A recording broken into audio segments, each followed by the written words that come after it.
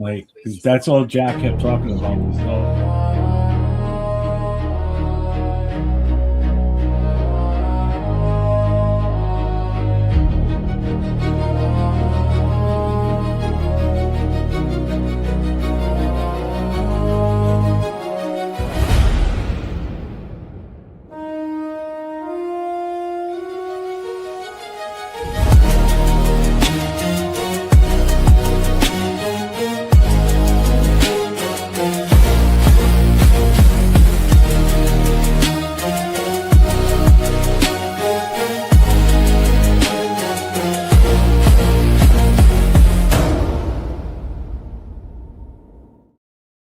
the preseason games, but the What up? What up? What up? Man, who is that shit on? Turn it off.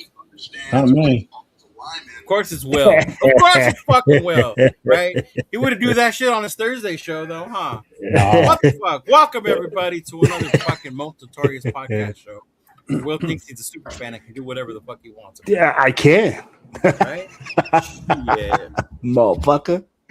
He's Grill Master Sergeant Grill Master Will. Well, right? Mm-hmm. We're in a Vegas patch, but doesn't go to Vegas. Go figure that Yeah, out. bro, hey, got other places to see right now. Other places to see. I just found a spot for you in Hollywood. There's a 2-foot hot dog. It's perfect for you, dog. Oh, you love those glizzies. You sure do love those glizzies, boy. Well, somebody's looking for them chorizos out there. $2 hot dogs and $2 PBRs. So there you go, Will. There you go. Shit. There you go. Happy poop. Hey, shout out to you, big dog, Damon Johnson. 10 jewels. Appreciate it, bro. Love Great it. God. Love Thanks, buddy. Love it. Love it. Tell him what, Paul? What is he telling me? Nothing. What is up? Hey, happy open practice day, y'all. Happy open practice day. You know, obviously Jeff is too far. He ain't here yet. He couldn't go. My dumbass started working. I don't know why. I should have been a stay-at-home husband like Jeffrey over there. And yeah, we'll just don't go to Vegas. So yeah. Shit. Some of us have to work, bro. Our boy LV is out there. 805 is out there. I don't know if Chona made it because Chona had to work. He's doing Mitchell Rentz is out there. Your boy Mitchell Rentz is out there. Yeah. Raider Jesse's out there. Samoa's out there. Yeah. So hey, got the whole crew out there. Tony, if you're listening, Unc, I see you. I see you out there. Unc is from the Bay Area, but he lives in Vegas. He's part of Myra's crew. You'll meet him, Jeff. He's a really cool guy. Unc, yeah, really cool guy. But you'll definitely meet him when you come down here. But what up, nation? What's going on? Man, 33 days, Jeff. 33 days. Actually, 29 days till I land there. So no, but I mean for the game day. For like we're down to just about a month. Yeah. Mm-hmm. I bet, dude. I bet you're getting more and more anxious and excited. Yeah. I'm like a kid the night before going to Disney. What are you most anxious or excited about, actually? Seeing them play in their black uniforms. Watching for the first. I've never seen them play in their blacks. Okay. So it's always been an away game for you. Yeah, it's always been an away game for me. So it's always been white jerseys. And then obviously getting to my first ever home game. Right. You know, I didn't see him in Oakland or in LA. So it's a bunch of firsts for me. You know, okay. I mean, if I was going to go to the game while I'm in LA, that obviously would be another first too, going into SoFi. But really, if it was later in the season, maybe. But after what I was going to tell you, dude, if you want to go to SoFi, go. It's just us because we've been there so much and it's so hot. Yeah, no, and I get it, but the ticket prices, I'm not spending $130 to sit up in the nosebleeds. And as everybody that knows anything about temperatures, heat rises. And the last thing this fat ass needs to do is sit at the highest point possible in the highest temperature possible inside that stadium. No, thank you. I know it was funny because I told my girl, and she goes, "Oh my God, he's coming to LA too." And I'm like, "Yeah." He's, "Oh my God, he better be careful inside there." Like, remember they were will carding out all the big guys, and I was like, "Yeah, I remember." I don't want to be that guy. Yeah, because it was that year was when we opened in LA. Remember? So it was super hot in SoFi, man. It was crazy. But yeah, there was people passing out in there from. My luck, I'll have to call Dawn. You need to change my flight for another extra day or so. I'm in the hospital right now. They're not letting me out yet. Right. Damn, Arnie already with the question. Good Lord, maybe not even started the show and he's already with the question, right? They won in SoFi in 2020 without fans. They haven't won in SoFi since then. So they have won once, but it was without fans. Since then, they have not even done it yet. So, but yeah, man, appreciate everyone coming through. I know the Raiders do have their open practice stream going on right now. So shout out to those of you that are with us right now. But real quick, shout out to the chat. You want to take over the chat? I can't change anything. Yeah. I can't highlight the chat, remember? Oh, my bad. I got you. So, hey, shout out to Paul, Raider Paul with the Raiders. Let me make sure which video you got on here for that. Which one do you have? It shows Raiders. Yeah, there we go. We got it. Damon, what's going on? Good evening. Salute, brother. How you doing? Appreciate you, right? Oh, Edgar Sosa, what's going on, brother? What up, nation? And yeah, dog, $10 for a hot dog. Welcome to LA. Yes, sir. Get used to it. Jeff, how much are you charging in your daddy daycare? Hey, Arnie, salute to you, bro. Welcome. What's up, Arnie? Hey, Ja, my homie Ja. Welcome, brother. Glad to see you in the chat, big dog. I know I had reached out to you a few weeks ago, man. I'm glad everything's good. Brother Yaya, what's going on, What's up, brother? Yaya? Salute Alex, my IE Inland Empire Alex. brother. What's up, man? How you doing? Yeah, he's the one watching the brother Yaya watching the open practice on the other one, right? And who is the fourth most notorious? That would be LV Raider 10, Mr. Las Vegas himself. Yeah. But he is over at the thing right now, so we'll definitely see what's going on. But yeah, man, Emmanuel, welcome. What's up, guys? Thank you. I'm not messing with Roosters ever again. What's up, man? I almost threw hands. Man, all I gotta say is birds are fucking evil, y'all. Birds are evil. Don't trust them. So I ain't fucking with no roosters. I ain't fucking with no ducks. Right? So yeah, definitely ain't doing all that shit. Big Luck! What's going on, big dog? They see me rolling, they hating, man. Shout out to you, Big Luck. I appreciate you, man. Appreciate you. But yeah, man, Nate definitely getting a suntan out there, right? And those of you that are new user, Hugo, shout out to you, man. Appreciate you guys coming. Hello. Welcome in. Yeah. And of course, kind of there you go. Hi guys, how are you doing? But yeah, man. First and foremost, how excited are you guys? Last open practice, first preseason game this coming week, right? The depth chart finally dropped, the unofficial depth chart, right? So, how excited are we feeling, man, about this week and the season that's coming? Well, I'll let you go first. How excited? I mean, like, I'm excited for the season, preseason. I mean, like, and quiet football's here. Football's here, man. I'd be like, why can't we be excited to see the games, to see what the product is? I think a lot of us wait for this all season long, you know, and we look at it and say, yo, oh, you can smell it. It's like the grass is in the air, man. And it's a freaking exciting time. I'm like, I'm excited to see what the product is. I'm excited to see what everything in the offseason will culminate to, right? So, yeah, man, I'm like exciting times right now, but not as excited as Jeff. I'd be like going to his first home game, getting all that, man. I mean, like, you're like, oh, I remember my first Raider game. Oh, like, hey, you do, bro. Hey, absolutely.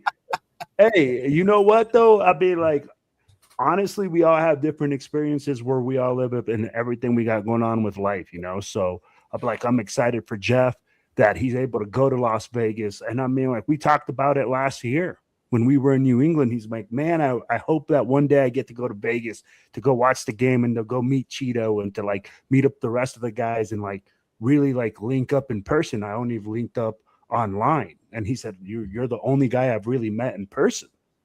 So I was like, man, I'm excited for him because he gets to meet everybody that he's been linked up with online for years and time and everything like that. And he's able to really get that to come full circle for him. That's true. You would have thought that would have been enough for you to go to Vegas. I get to meet Jeff, but it's cool, bro. Well, if Will would have come to Vegas, it could have been all four of us on the show together. Nate could have got some footage for us to use, you know, as the intro. So lose out there. Hey, shout out to Nate, man. He's doing better at capturing footage. He's doing a lot better. Dude, he's doing real good, bro. Yeah. He's perfecting his craft on a daily basis out there. He should have more footage today because today was just record at will. There should be no restrictions today because it's the open one for everybody. As opposed to when we were in camp, I don't know if you guys saw, we talked about 805 yesterday. Yeah. They really restrict what you can and can't show and what they're even showing us. But yeah. What about you, Big Jeff? I'm totally excited, even for Thursday night. Yeah. Just the next 29 days are going to fly by for me. It's sort of like any big thing that you got coming up in your life, whether it be, a kid getting married or your own wedding, those days just boom, next thing you know, it's over, it's here, so the next 29 days it's going to be a blur. But Thursday night, I'm going to enjoy watching that Thursday night.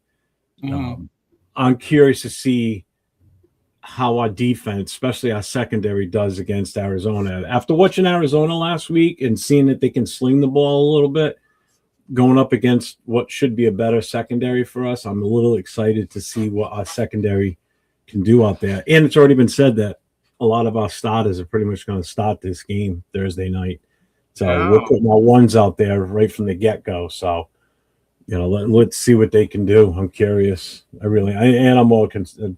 I want to see the offensive line. That's really what I want to see. Yeah, I agree. 100%. I figured you're. I know when we started talking earlier in the offseason about what we thought for predictions and everything, I'm still trying to keep it realistic, but I don't want to bite into the hype, but I think I might be. You're getting the bug a little bit? I think so. It's been a off season full of no stupid mistakes, no dumb news out of the organization other than the Max Crosby, Kirk Cousins thing. Everything else has been wasn't even that big. No, it wasn't even that big. It got blown up for no reason. Yeah, it wasn't. So that's why the other thing I think I'm excited. I'm excited to see that there's no funny business going on this year. Right. But to follow up with what you were sharing with us, the Raiders media did announce today. So if you went to Raiders.com, you have your NFL app open. The Raiders plan to play their starters in Thursday's preseason matchup against the Arizona Cardinals. So we do have plans for those guys and how many snaps or series we'd like them to go. This is Coach Kubiak, right? No need for everyone else to know it, but we're going to have a lot of guys playing this game. We need to evaluate the whole roster. As for Fernando Mendoza, Kubiak expected him to get plenty of experience in the game, but again, he did not divulge any further details. So look forward to seeing him out there with his teammates, the head coach said. A lot of guys that we need to evaluate, but he'll get plenty of reps. He should. Right? So hearing that, how does that make you feel going into Thursday's game? That one, the starters are also going to play, right? But then two, that Fernando will get his fair share of reps. I'm fine with it. I think he should be exactly getting, or he should be that exactly is what he's getting the reps. He needs every opportunity he possibly can in preseason. We know we got an AOC. I want to see Cousins out there at least for the first series, maybe even the first quarter. After that, the rest of the game should be Mendoza. Sneak AOC in there maybe a little bit just to keep him somewhat fresh. He is going to be an intricate part of this offense as far as the quarterback goes. If something, God forbid, happens, we do have to count on him at some point. But yeah, this kid should be taking just about every snap he can get the opportunity of. Yeah. Plain and simple. So ideally, before we move on to Will, how many quarters or how much time would you be happy with seeing him on Thursday? Nothing less than a full half. Even if he doesn't play in the first half, the third and fourth quarter should be him entirely. So at least 2 quarters you want to see. It's probably going to be more, I think, my feeling. All right. What about you, Wilfredo? How do you feel hearing that news about one, the starters will be playing, right? Even if it is limited series count and stuff like that. But the main question everybody had was about Mendoza, right? How much were we going to see him? Will we see him? So according to Coach Kubiak, we will get a good showing of Mendoza this coming Thursday, man. Yeah. for him to, man, it's just like Jeff said it, right? Kubiak has been outstanding with his coaching decisions. I'll be like, literally, what I see is that he'll probably have Kirk Cousins do a drive or two. If the drive doesn't go 3 and out, I see him extending it out where he gets another drive, But you'll see a drive or two, and they want to see his efficiency, right? If you see Kirk go out there and he's efficient and he's moving the offense and the offense is moving, I expect them to, pull him out a little bit like sooner than later. Now, if we're struggling out there and we look like fucking straight out ass, like you might put him out there a little bit longer to see like what's going on, right?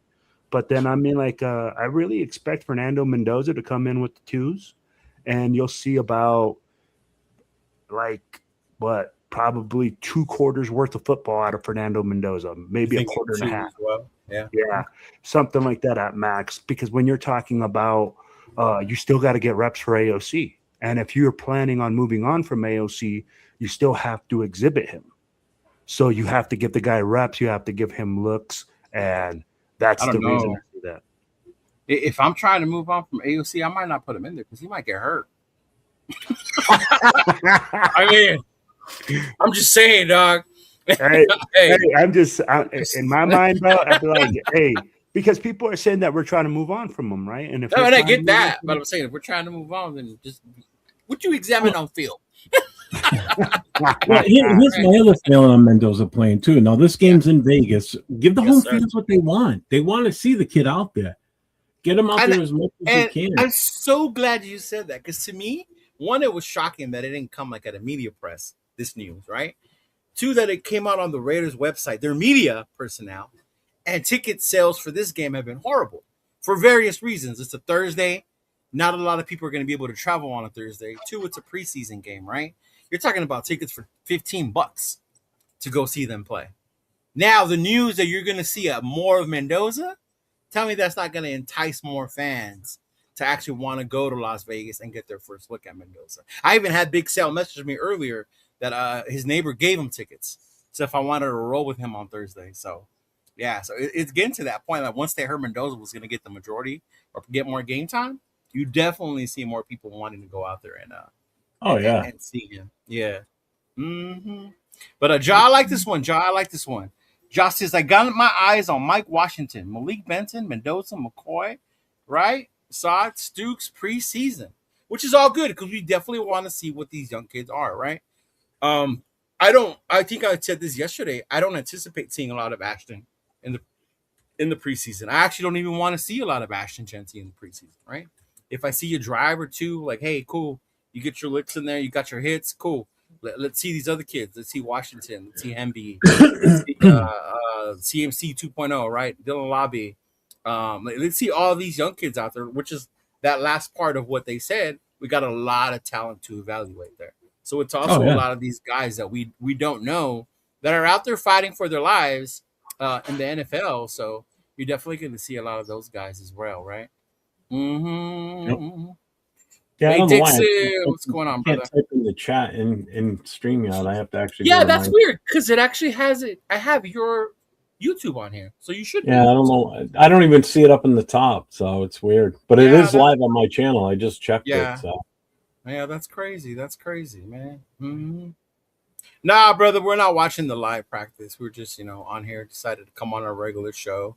But Raider Nation, Jason, what's up, brother? Salute to you. Jason. What's going on, brother? Right. I just want to see everybody come out healthy and ready to compete, which is another thing. I think I did call into Q's radio station one day, like one thing you were happy about this preseason. And I said, I don't know what they did in Vegas, if they sprayed the whole building was raid, whatever. But the fact that the injury bug did not plague us this year was 100%. One of the biggest things this offseason. Because for years, had it fumigated. Right? Whatever they got going on in San Fran, we don't got going on in Las Vegas. Oh, thank God, man. Can you imagine if we had the same number of injuries they had for the same – I mean, our wide receiver room's highly questionable as it is. Now you lose that number of guys on this wide receiver room? Oh, good God. And we'd be back to, I think, a couple years back, me and Rundown were like, we're one injury away from this roster being like crap. And then Kuntz went down, Max went down, and that was like Wilkins went down. It was like, oh, Lord, there goes that amazing defense. Yep. But yeah, man. But hey, shout out to Sacramento. What's going on, brother Raider Chavez? I'm hyped. What's up, He's brother? hyped. He's hyped. Jeff got on the Raider shades right now. Hey, man, it's that time of year. It's that time of year. You know how your Facebook or your Instagram or whatever shows you like you last year or a few years back. Mine came up today, and it was me like super excited at one of these preseason games. I'm like, it's that time of year. It's that time of fucking year where we get all excited when we start to drink the Raider Kool-Aid all over again. Right? Yeah, but I mean, hey, shit. yeah. We'll see, man. Not this year. No face Raider. Football is here. I've been excited like this only twice in my life this season, and when my child support was done. Oh Lord. Oh man. Jesus, I can appreciate the whole statement. It's the invasion of the body snatchers, and they're getting to me. Yeah, they're getting to him. Big Luck says Mendoza will play 2 or 3 quarters. All right, so you're on that train as well. All right. I want to see AOC and Kirk Have and Nando close. Oh man, yeah, I get it. I mean, I almost got my head chopped off by Raquel yesterday because she said that he never got a fair shot, and I was like, what? But anyway, Jay Jackson, what's going on? Hey fam, what's up? Ready for the new year? Yes, ready for live Navajo on the go, man. Hey, sorry I missed you guys, big dog. It's like I was saying, I wish I could be a stay-at-home husband, but I had to work. They changed my schedule, so I didn't even get a chance to go down to Vegas and meet up with. Nah, he picked up an extra shift. He was like, "Fuck those guys." I'm not Will. Yeah. I'm not Will. I don't do that. Right? I don't put that shit before my Raider fan. That's Will. That's Will. Sure. Yeah. Yes. People have seen me at many events. Yeah, Jacob Clark is out there as well. Yes, sir. Yeah, Jacob Clark is out. Well, I mean, let's get to it. I didn't get to do it. I did it yesterday with them, but I haven't got a chance to do it with you guys. But the depth chart came out. The depth chart finally came out. What Jeff has been feeling since preseason started, right? Training camp started.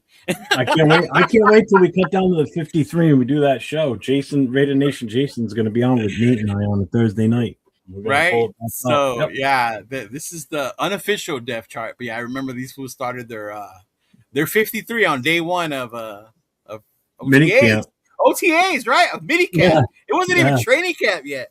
And you guys had already started. It's a cool idea because now we already got a show made for the future. So yeah, a big reveal. Right. But one thing that didn't come or hasn't come to fruition yet was a lot of people thought that Zune would have been in the starting lineup by now, right? As well as Stukes. I thought he was going to push for it, but yeah, a lot of people. That's what I was saying. A lot of people thought that, but definitely, I don't know if some of you saw with us yesterday, some of you didn't, but here it is right now, right? So we'll start real quick. We'll start with the quarterbacks, and I wanted to start with the quarterback because this was a big issue in the beginning of training camp, Jeff, if you remember, right? Because it was Kirko. They got Kirko, Fernando, and Aiden, followed by Jacob Clark. So you remember when we started. It was a lot of, Fernando's with the threes. Why isn't Fernando with the twos? Fernando can't beat Aiden. What's going on? First unofficial depth chart, Fernando is QB number 2, Aiden QB number 3, and Clark number 4. Yeah, so we're definitely there with which is to be expected, right? But I mean, you remember a lot of fans were freaking out about why is Fernando behind Aiden? What the hell are we doing? He's behind on his development, right? Albert, are you shocked at all by that, Will? No, I'll be like, honestly, I mean, the kid, when you first go into camp, you're not going to start automatically at the number 2 spot, right? He had to earn his way to the number 2 spot. So he's earning his way up the depth chart. Right. I'll be like, the thing is, when Raider Nation, and this is what a lot of the fans, they go, oh, he was drafted number 1. So if he's drafted number 1, he has to be number 1 at that spot. Right. Unfortunately, that's not the way that it works, right? Like if you say, hey, you got to beat the best guys out there. Now, Mhm. Kirko is in a better position. He's been in this offense. He's a guy that's been in the league. He understands footwork, timing, etc., how to get the ball where guys want the ball, where to put the ball. He Right. can read a defense. He can go through his progressions faster. So, of course, he's going to be the number one quarterback. Now, people don't want to see that because all they see is the number one draft pick. Yeah. And that's the big cloud right now is that if he wasn't let me ask you this, Cheeto, if he was the 15th pick in the first round, would the pressure still be the same? I think No. from Raider fans, yeah, though, because Raider I fans don't were think different. so. Yeah. I think so too. Because, I mean, we're losing our I mind don't. over a number 36 overall pick. Yeah. Like, why isn't Stukes? How is Isaiah beating out Stukes? Like, we took him at 36. Like, he should be starting. Like, what the fuck? That's a 36. I mean, a 15, I think I would still want him now. Or maybe the majority of the nation. But I think I'm more in the, like, it's a young quarterback. It's going to take time. You got a veteran like Kirko, which changes things completely, right? I've said it before. If Kirko wasn't here, then I would have an issue with him not playing. But the fact that Kirko's here, it kind of gives you that cushion of you got that veteran that knows the offense, knows how to control things, kind of gives you time. But yeah, I don't know, man. I'm with Jeff. I wouldn't freak out, but I think the majority of the nation would still freak out if he wasn't playing, even if we took him at 15. Yeah. Yeah, there's more pressure when you're number one overall. You're expecting to come out and perform. Mm-hmm.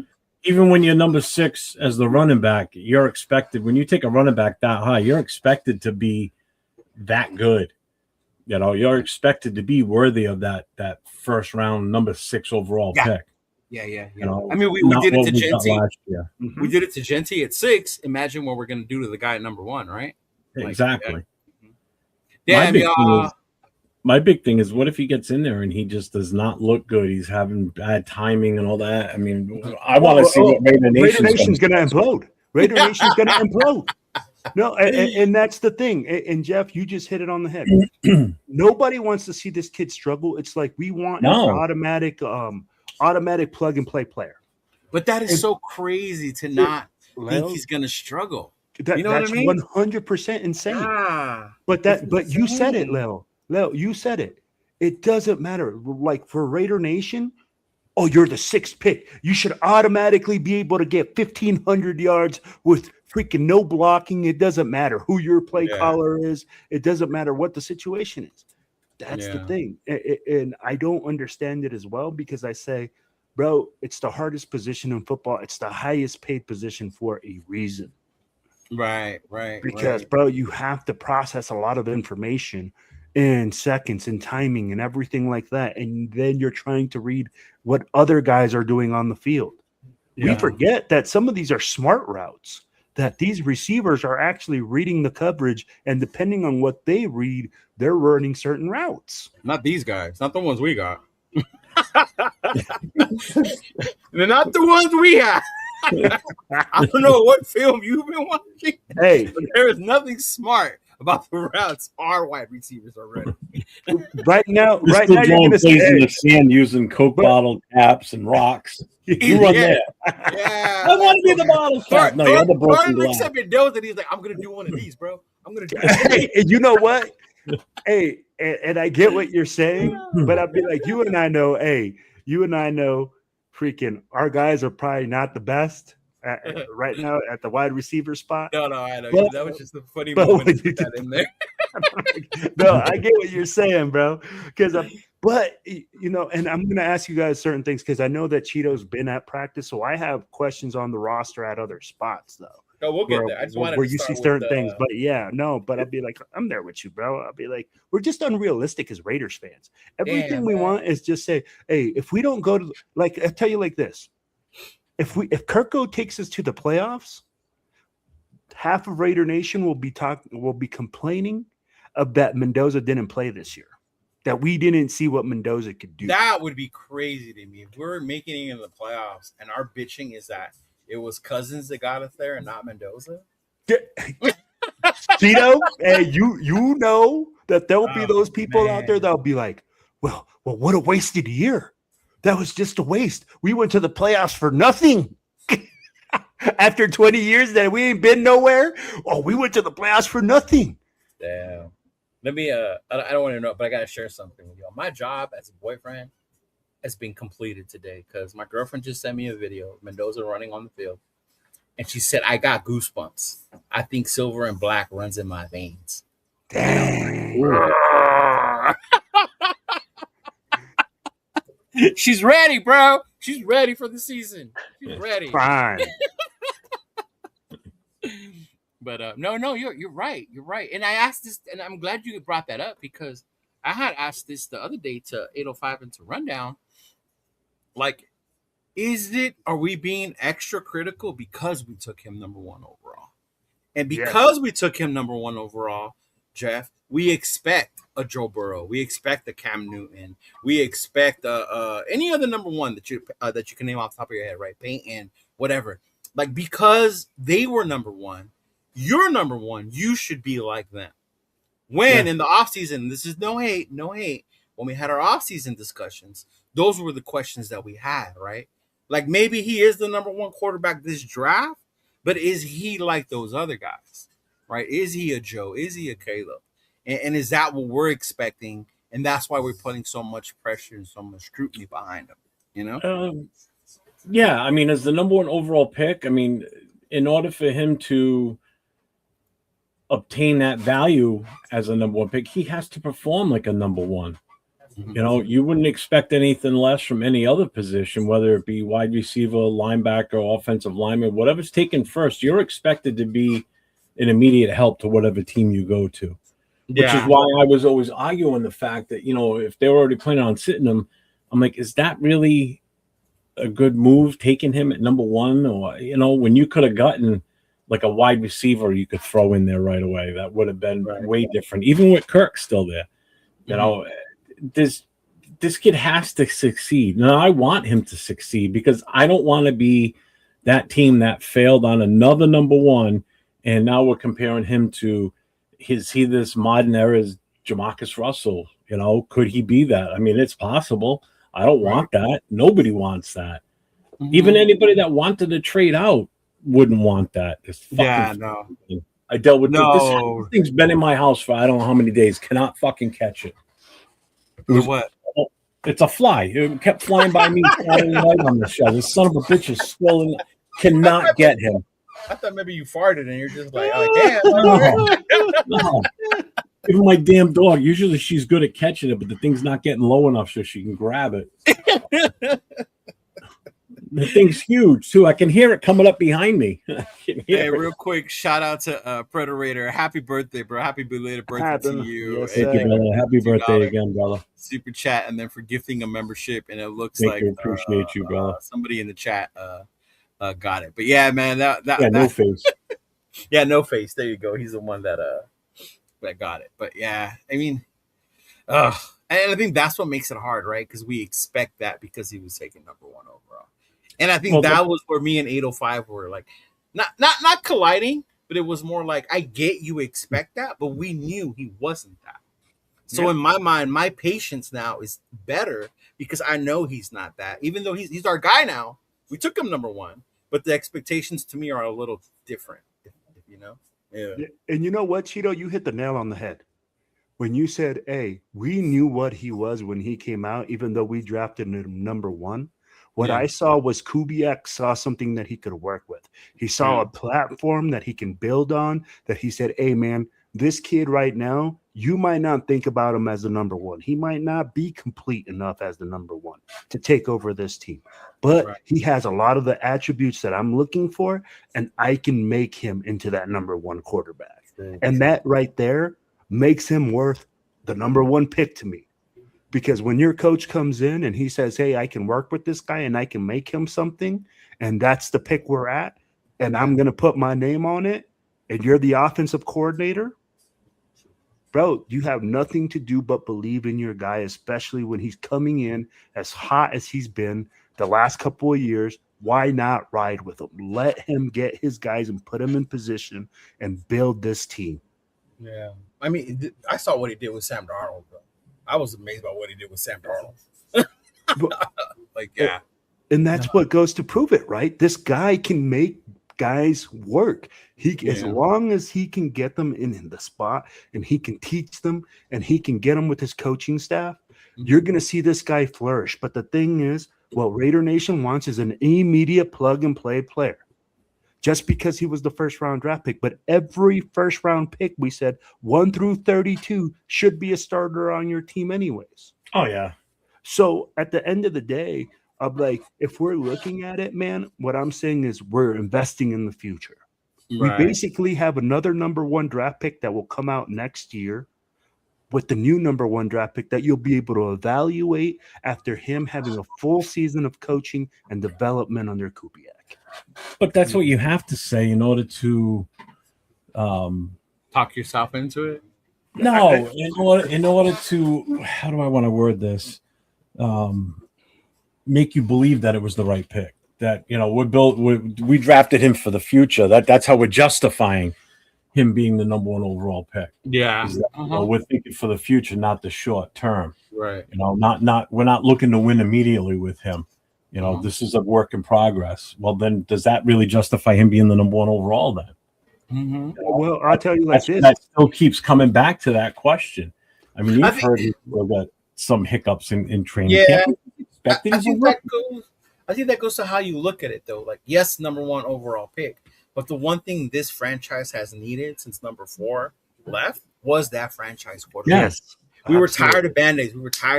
Right? And we had the opportunity to take whoever we wanted. Right? Whoever they wanted. Because our we was different, Jeff. Yeah. Right? But they had the opportunity, and they did that. And I can't be mad at them for doing that. Because they did what we've been needing for the long time. Now, whether it pans out, time will tell, right? The one thing I will say that he's not like Jamarcus is the work ethic. The work ethic is definitely there that Jamarcus did not have, where Jamarcus had the size and the arm talent, but he lacked what Mendoza has, I guess, upstairs, right? Yeah. The work ethic. Yeah. But yeah, I mean, it's crazy. It's definitely it's gonna be an ongoing battle until he starts performing. I mean, we do it with Genti, right? People still do it with Genti now. I'm more on the board like, dude, we got him. He's good. Look at what he did last year. You know, I'm more with it. I'm okay with it. But at the same time, it's like it's gonna keep happening. You're going into year 2. You got people saying Washington's gonna take over his job. Like, goddamn, like we're burning on year 2. He lost his job already. The season ain't even started yet. And we're already, you know, why? Because the guy's bigger and he's faster. Yeah, and that's so crazy to me right there. Yeah, they go like, "Oh, he's bigger, he's faster, man. He's more physical." I was like, interesting. I'm like, we've had a very limited padded practice, limited everything, and this guy's already gonna take over people's jobs. And with that, let's move on to running back. We'll move on to running back. Running backs right now, obviously Genti, number 1, right? Mike Washington, number 2, Dylan Lobby, 3, Roman Hemby, 4, and then Dare Ogunbunwale as the 4th one. And then, of course, can't forget, Joe Morley always reminds me, don't forget our fullback, Connor Hayward, and then Patrick Gerd. Yeah. So nothing surprising there, really, right? No. What would you say? Nothing really surprising? Yeah. No. Well, I mean, other than Hemby, I thought would be better. I'm surprised, but I mean, with Lobby being there already, that makes sense. But I think Lobby's making that case because of special teams too. Oh, okay.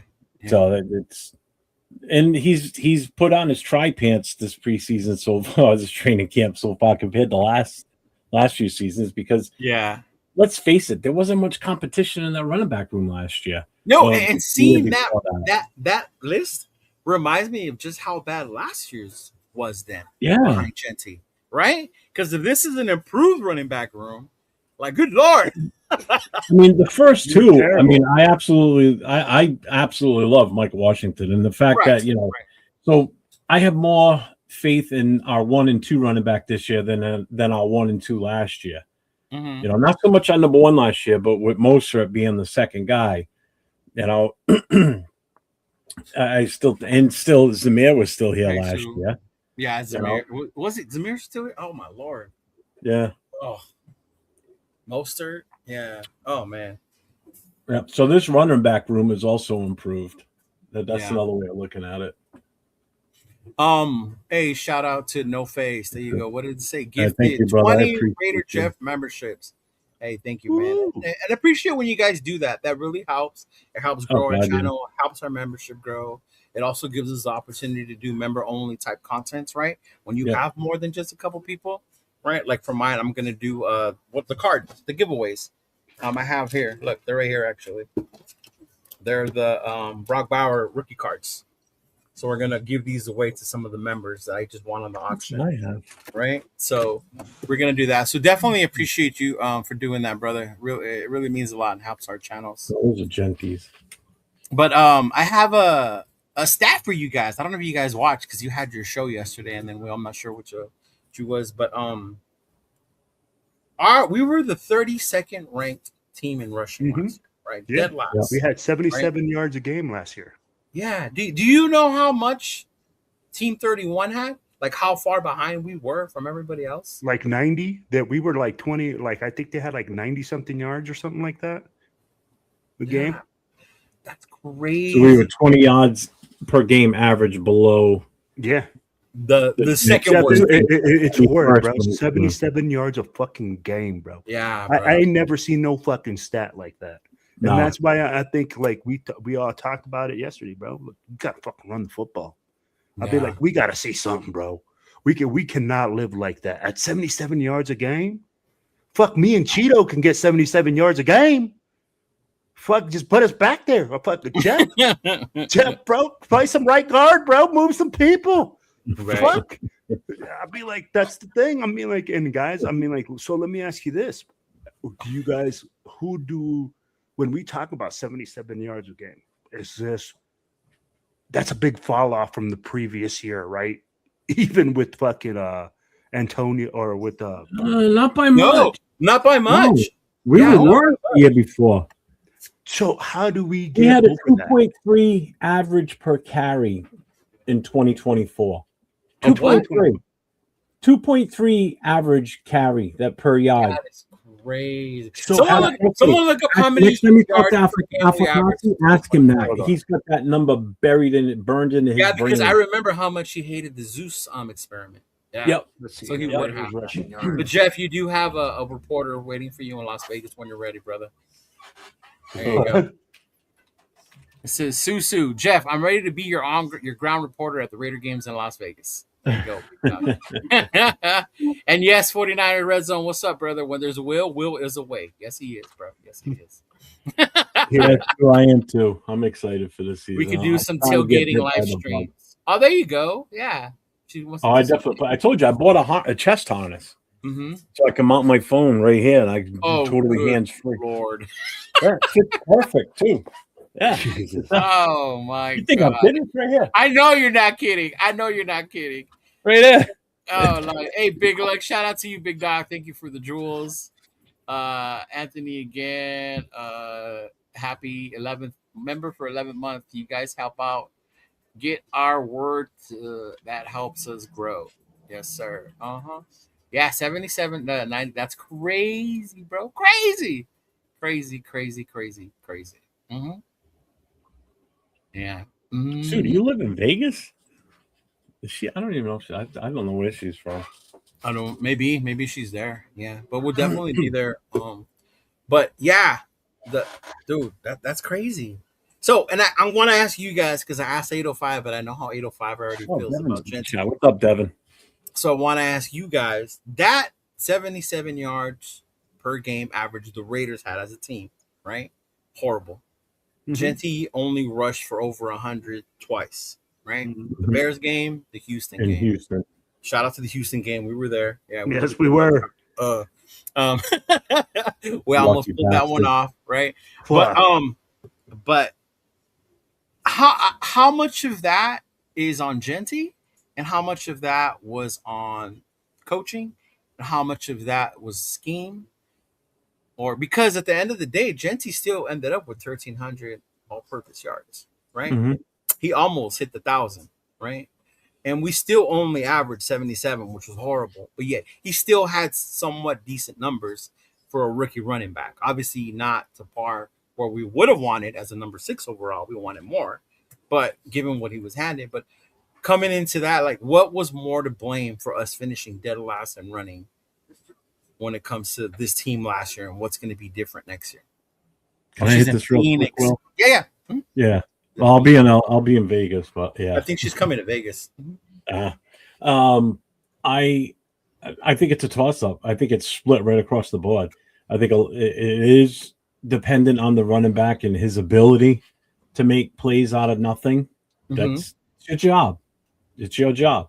You know, we've watched enough film that 805 and Severe and Chris from Protect the Shield to put out there, showing his deficiencies and trying to find the hole and stopping and going the wrong direction or not seeing the vision.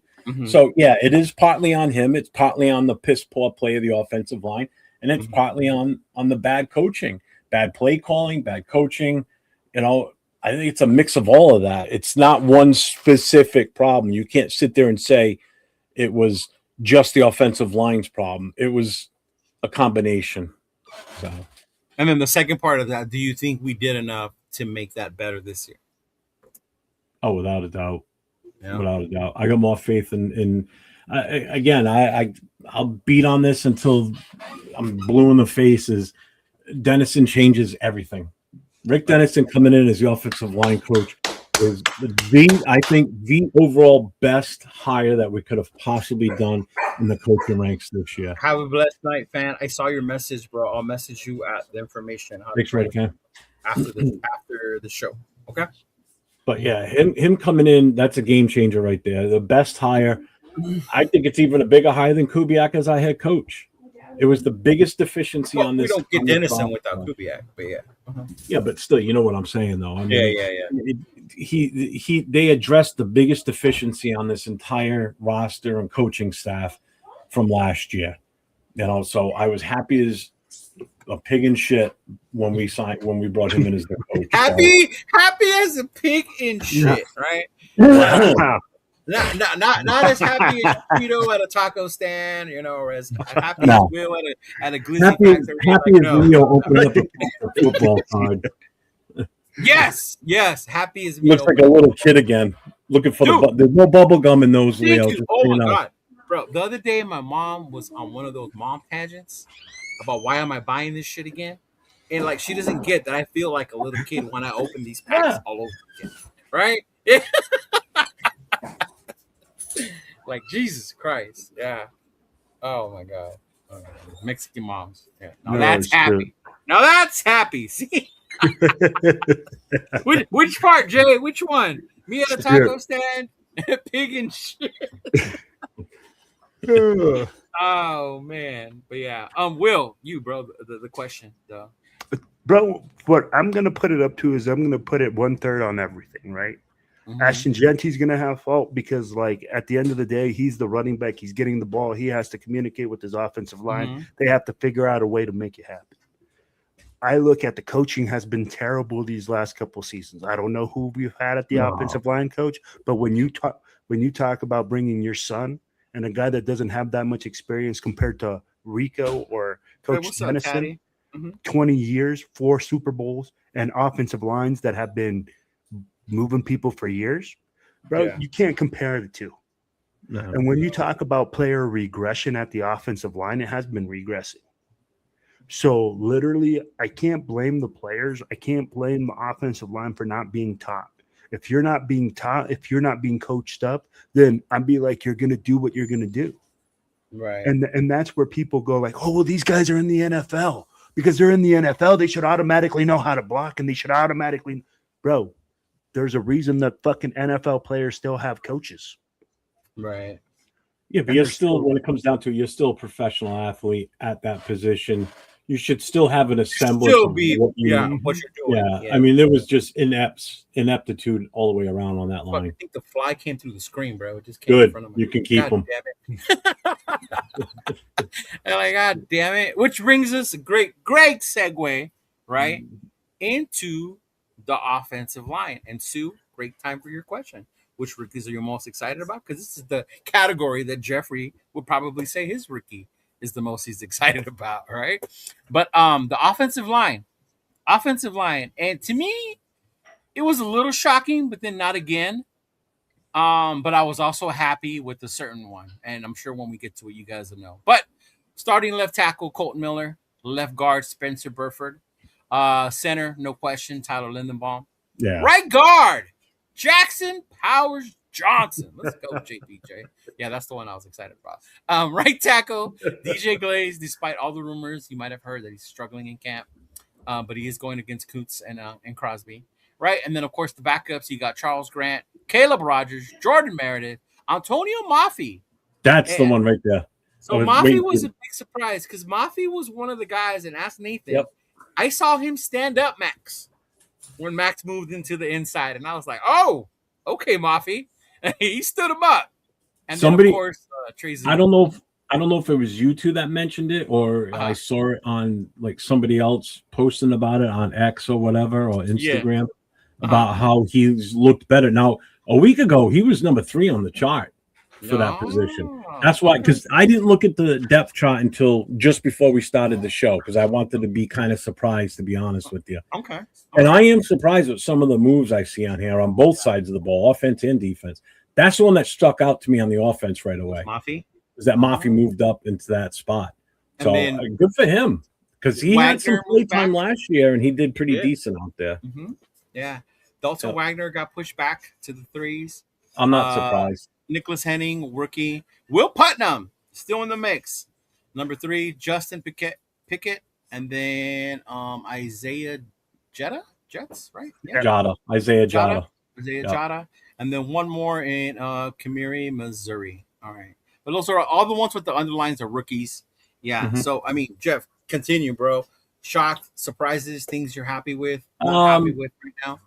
No, I mean the starting 5, I'm okay. Like I've said this before too. I'm not entirely done with DJ Glaze. I'm not turned off on him. Mm-hmm. I just think he had again a bad experience last year. There was a lot of dicking around with this offensive line, moving guys around. Oh yeah. JPJ, hopefully he keeps that spot, and doesn't get bumped. I'm still worried about him with his concussion issues. Was he wearing a skull cap? When I saw him, no, but other practices I have seen him with it. Yeah. Okay. So it varies on the day. The day I saw him when he was about to fight Tonka, no, he didn't have it on. Yeah. Oh, great. Yeah. Oh, the fucker just flew by me too. I missed him. I sent him back. Saw. Antonio Mafi, I'm happy for him, to be honest with you. Thank you, Lisa. Thank you. To see him move into the number 2 spot. So if JPJ's out, then it's Mafi coming in. And I'm telling you, I think if DJ Glaze starts to falter so much, even in the slightest bit, Tracy's going to jump right in there, and that's the guy I'm really excited about to see what type of an effect he can have on this roster. So overall, the starting 5, it's what I expected, to be honest with you. Okay. It really is. All right. What about you, Wilfredo? Bro, honestly, no surprises. I really would like to see Trey Zoon start, but at the same time, I'm like, you know what? Like, let's see what we got. I mean, like, we still got plenty of time in the preseason to move around, guys. There's still plenty of time where you're going to see guys move around. So right now, I'm like, I know a lot of people were like, oh, Spencer Buford. That guy, like, why do we even have him? Like, he shouldn't even be there. Right. Bro, like, we talked about it. He knows the offense. He has the experience. He has all that. So at the end of the day right now, man, I think this offensive line is where it should be at. And Cheeto, you told me something, and this is where, like, because I was asking you, and I was like, man, it amazed me that certain people were in these slots, and you said, bro, we still haven't even got to the first game of the preseason. So a lot of the people in those spots, even though they're not doing good in camp, they still have to go through the process of struggling through the preseason in order for them to lose their spots. Right. Yeah. So I can see that because you're evaluating them against other teams, not just against our own team. Mm-hmm. And in hindsight, I didn't see that as like a shot, but I was like, you think about as evaluators, as coaches, practices are limited as it is. We've only had like 4 or 5 padded because we talk about certain players being different once you put the pads on, right? Even when I played, I remember there was one dude, he was like quick, lightning with the flash. But you put some pads on him, he became like Chicken Little. Like I don't know what happened to him once those pads came on. Like he was a completely different guy, right? And then now you're talking about pads. Now you get in games. What happens when you get in the game, right? Now this dude's actually coming at you to kill you, to try and not hurt you, but you know what I mean? It's different. It's different at that point. It's not your own teammates. You're not going to get put on timeout for fighting with your teammate, right? No. If you get in a fight on Thursday, that's part of the game, right? True, you might get a flag, and that's it. No flag, right? yep. Right?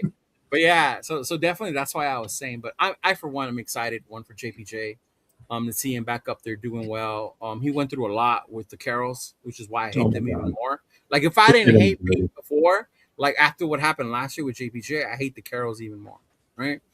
And then I'm surprised too to see Burford out there. I was one of those like, what the hell are we doing with him? But then you guys make sense, right? He knows the system. He's the veteran there. I'm sure Coach Dennison's very familiar with him as well, and he likes him out there, right? And then of course our center dude, he's such a leader. He's the guy out there. Yeah. Definitely the dude out there on that O line. So I mean, cool. We'll see what happens. I'm surprised a little bit about Rodgers, right? I thought he maybe would have made a push for that. Yeah. Starting role, but then the veteran presence of Burford makes sense. And I think if they didn't have Buford here or Burford here, it probably would be him. I mean, or they would have brought someone else in that they thought could have outperformed. See, and I like maybe this is why just not completely ready. That's just it. And this is why I like doing different shows with different people, because you guys not once complain or panic that our draft picks aren't starting, and that's Grant and Rodgers, right? Zoom, like these are guys you pick; they should be starting. You guys are more of the mindset. Well, they're starting to mesh together. Let them work. Let them develop. Let the coaches coach, basically, right? Yeah. As opposed to just putting people in there because you pick them in a certain order in the draft or whatever. Yeah. I think that's just a thing with some certain fans because a guy's associated with a certain round. Remember, these guys don't get they don't get to pick where they get chosen. Felt right. Like I don't get to say, hey, I'm a 3rd round draft pick, and then that's where they draft me. Somebody feels like they're a 3rd round draft pick. They might not be. You know, so we need to give these guys the ability to get coached up, the ability to grow. It's not a plug and play thing, man. Yeah. You know, and I feel like there's a lot of people like that they just think because, oh, well, he was the 1st round pick. He was the 13th pick in the 1st round. He should be the 13th best player that came out of that draft. Well, technically, yeah. But yeah, technically. But we all know that, hey, the draft is a crapshoot. You're taking an educated guess on players. Yeah. You know, you're not going to hit 100%.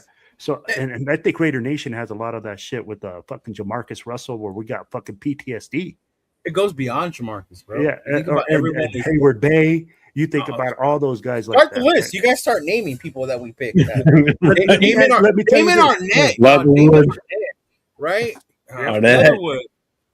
Come on, man. And it's Ruggs, to be fair, Henry Ruggs was not because of ability, just a dumb mistake. Yeah. Right. That was an unfortunate. Because that kid had serious potential. That kid could have been something. Oh yeah. Oh man, that's I another still major remember that setback. game in Pittsburgh. That's another setback for us. Yeah. You know, in this, you know, especially in the Vegas era.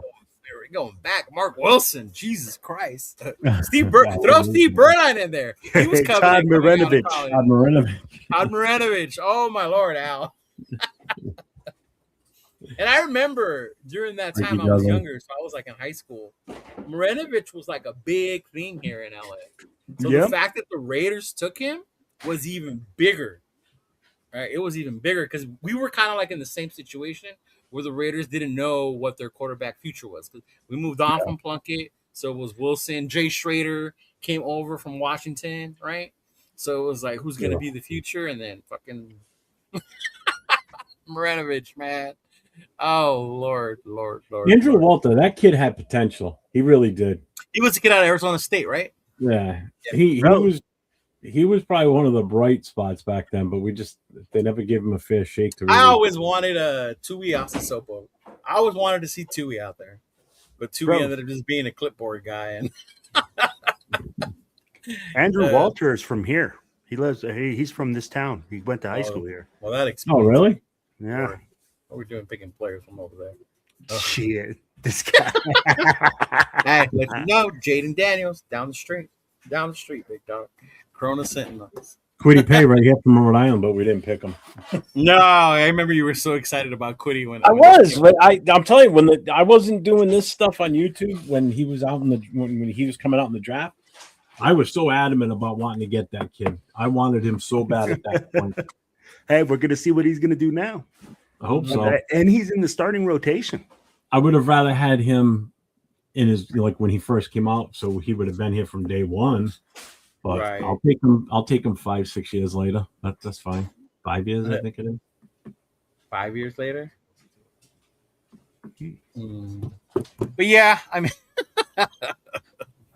what position should we do next? We got that O-line, tight end, no big deal, right? No brainer. I mean, the only thing I will say about tight end, it's good to see Big Mike out there looking better, looking good, right? So he's involved. That's the thing. He's involved. So if we can see some good stuff coming out of Big Mike, I think we'll be happy when it comes to that.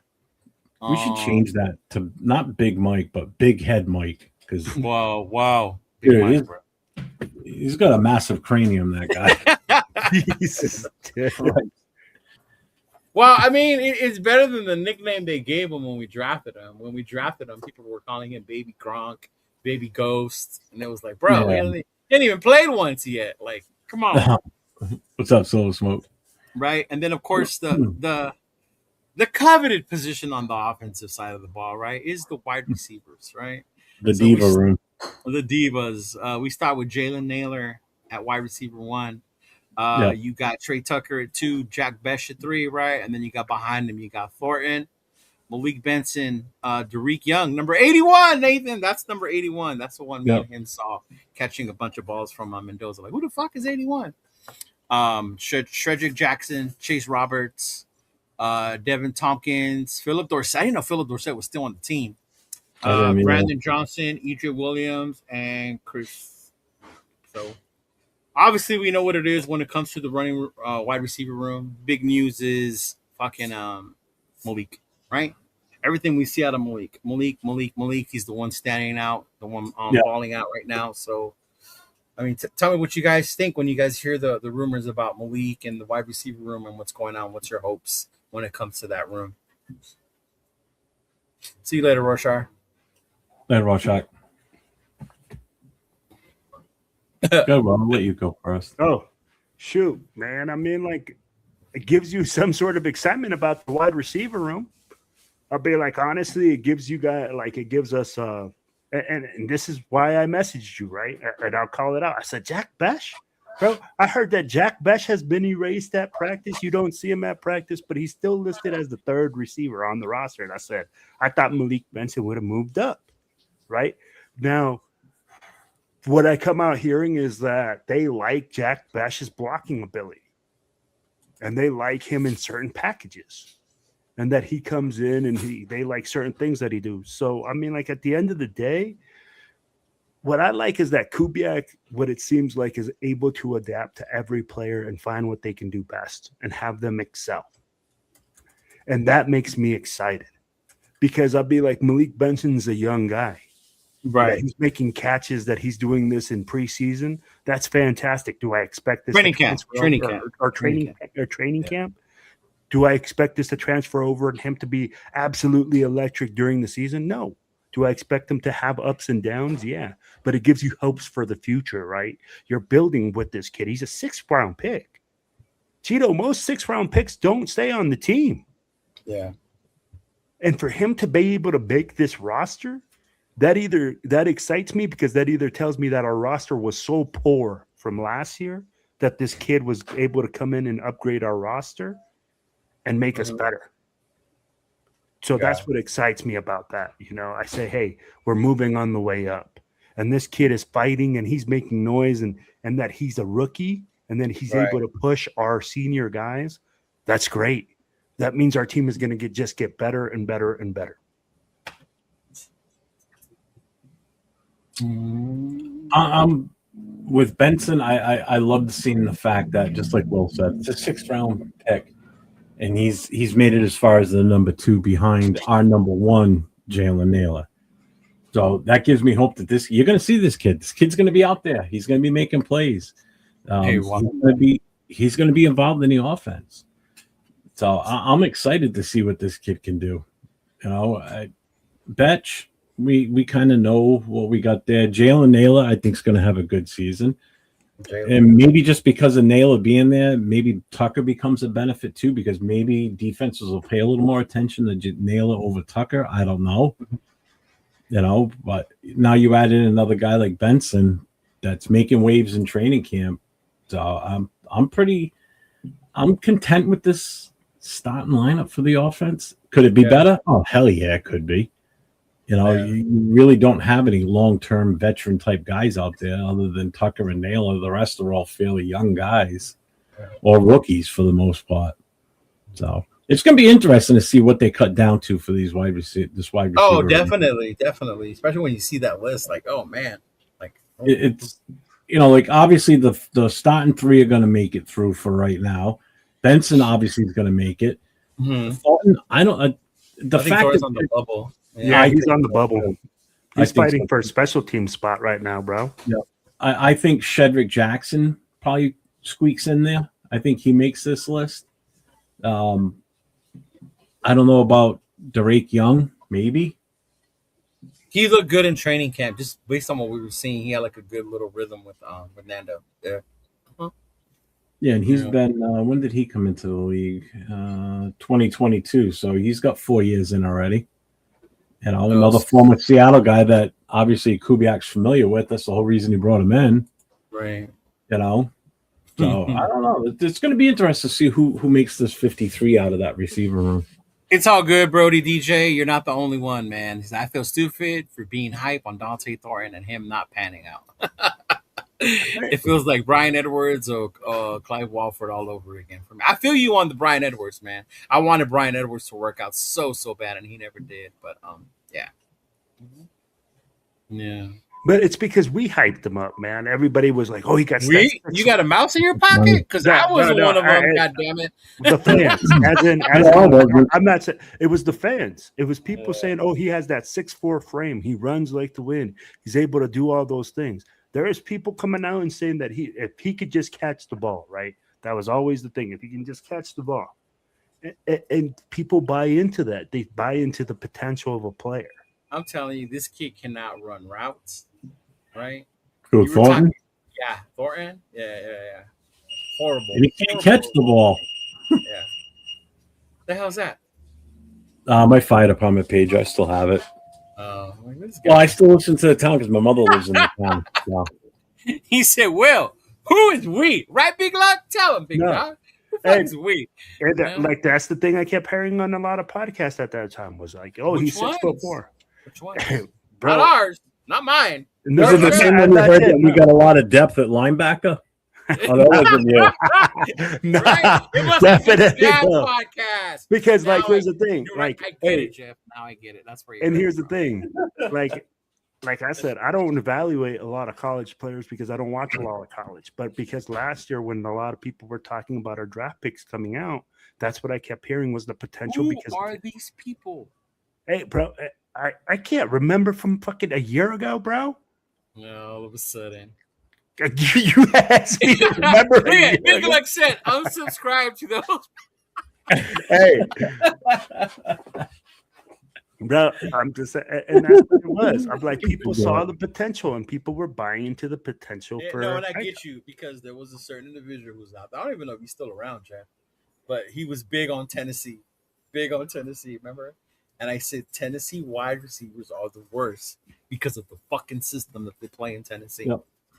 They are the fucking worst. I mean, all you had to really do is look at his time in Tennessee from the 2024 season before we drafted him. 25 catches. He had like a very small amount in yardage, but it was more than what he had this past season. But his big thing is his average per catch. Like his average per catch was ridiculous. Right. because that's all it was okay. You go see the goalpost there, just aim that, run that way. Hey, I'm gonna do one of these, bro. I'm gonna Right. do one of these. So they were throwing it up deep, and he would beat most of the Yeah. corners in the college ranks. In the college ranks. But I've said this before. Any type of jump ball you throw up to the kid, he ain't gonna outmuscle anybody. They're gonna take it away from him like they're taking a lollipop away from a baby. There's no fight. There's nothing there. I love this comment though. Shout out to my homie Big Luck, man. Yeah. But yeah, I mean, I would not be surprised if Thornton gets cut. I really wouldn't. No, me either. And it's not because that's what I want. I want a guy that size and that fast. Of course you do. Right? That was the whole thing that enamored everybody. Yeah, I mean, I didn't expect when we took Renfro as late as we did. I didn't expect Renfro to come out and ball out the way he did with Carr that year, But he did. So you were like, shoot, cool. All right. I think with Renfro was a shock that he made the roster in the first place when that first happened. And then what he did once the season started, and you saw how good this kid was. It's like, holy shit. I know. But Denarius Moore was a long time ago, Tennessee. It wasn't a recent Tennessee offense. Denarius Moore was one. Yeah, true. Denarius Moore was one of the good ones. Shout out to AR, Denarius Moore. You don't know I don't do no Denarius Moore slide over here. I love D Moore. He was one of my favorites in that time. Third in Renfro. But I mean, the one thing I will say about the receivers before we move on to the defense is we have to remember and thank God for Brock Bowers. The fact that we have the number one tight end, he's our number one option. The wide receiver doesn't have to be a star wide receiver. We just need a complementary wide receiver, right? Someone that's going to make plays here and there. You don't have to be the guy they focus on, but just the guy that they have to worry about a little bit and not just be like, oh, we don't have to worry about that. Like, we just need that. And that could be Naylor. That could be Tucker. Like, any one of those guys can be the ones. And boom. Yeah. I know who the podcaster is. I am not going to say the name because I'm not calling out people. But I saw someone have a take. It's no one in our circle that we talk with or watch other shows. It's a pretty up there. He made the comment that he wouldn't be surprised if we move Betch to tight end and move Brock Bowers out to wide receiver. I'm sitting there, what? I'm sitting there listening to this. I'm like, what? Yeah, I'm like, what? I'm like, this.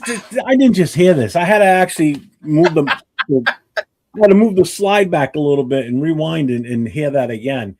But yeah, that's what somebody said. I'm like, that is the most asinine thing I think I've ever heard. And please share with me why you think it's asinine. Why would you take that guy out of the tight end slot? Because if you're going to move him to the wide receiver slots, whatever wide receiver slot you're going to put him in. Yeah, and that's the other thing. Betch is not that big. I know he played tight end in college and everything. It's a different game. Yeah, people are going to realize different game. These linebackers are a hell of a lot bigger and stronger, faster. The corners will eat him alive. I mean, they're already eating him alive as wide receiver. What do you think he's going to do as tight end? He'll never be able to block. He's not big enough.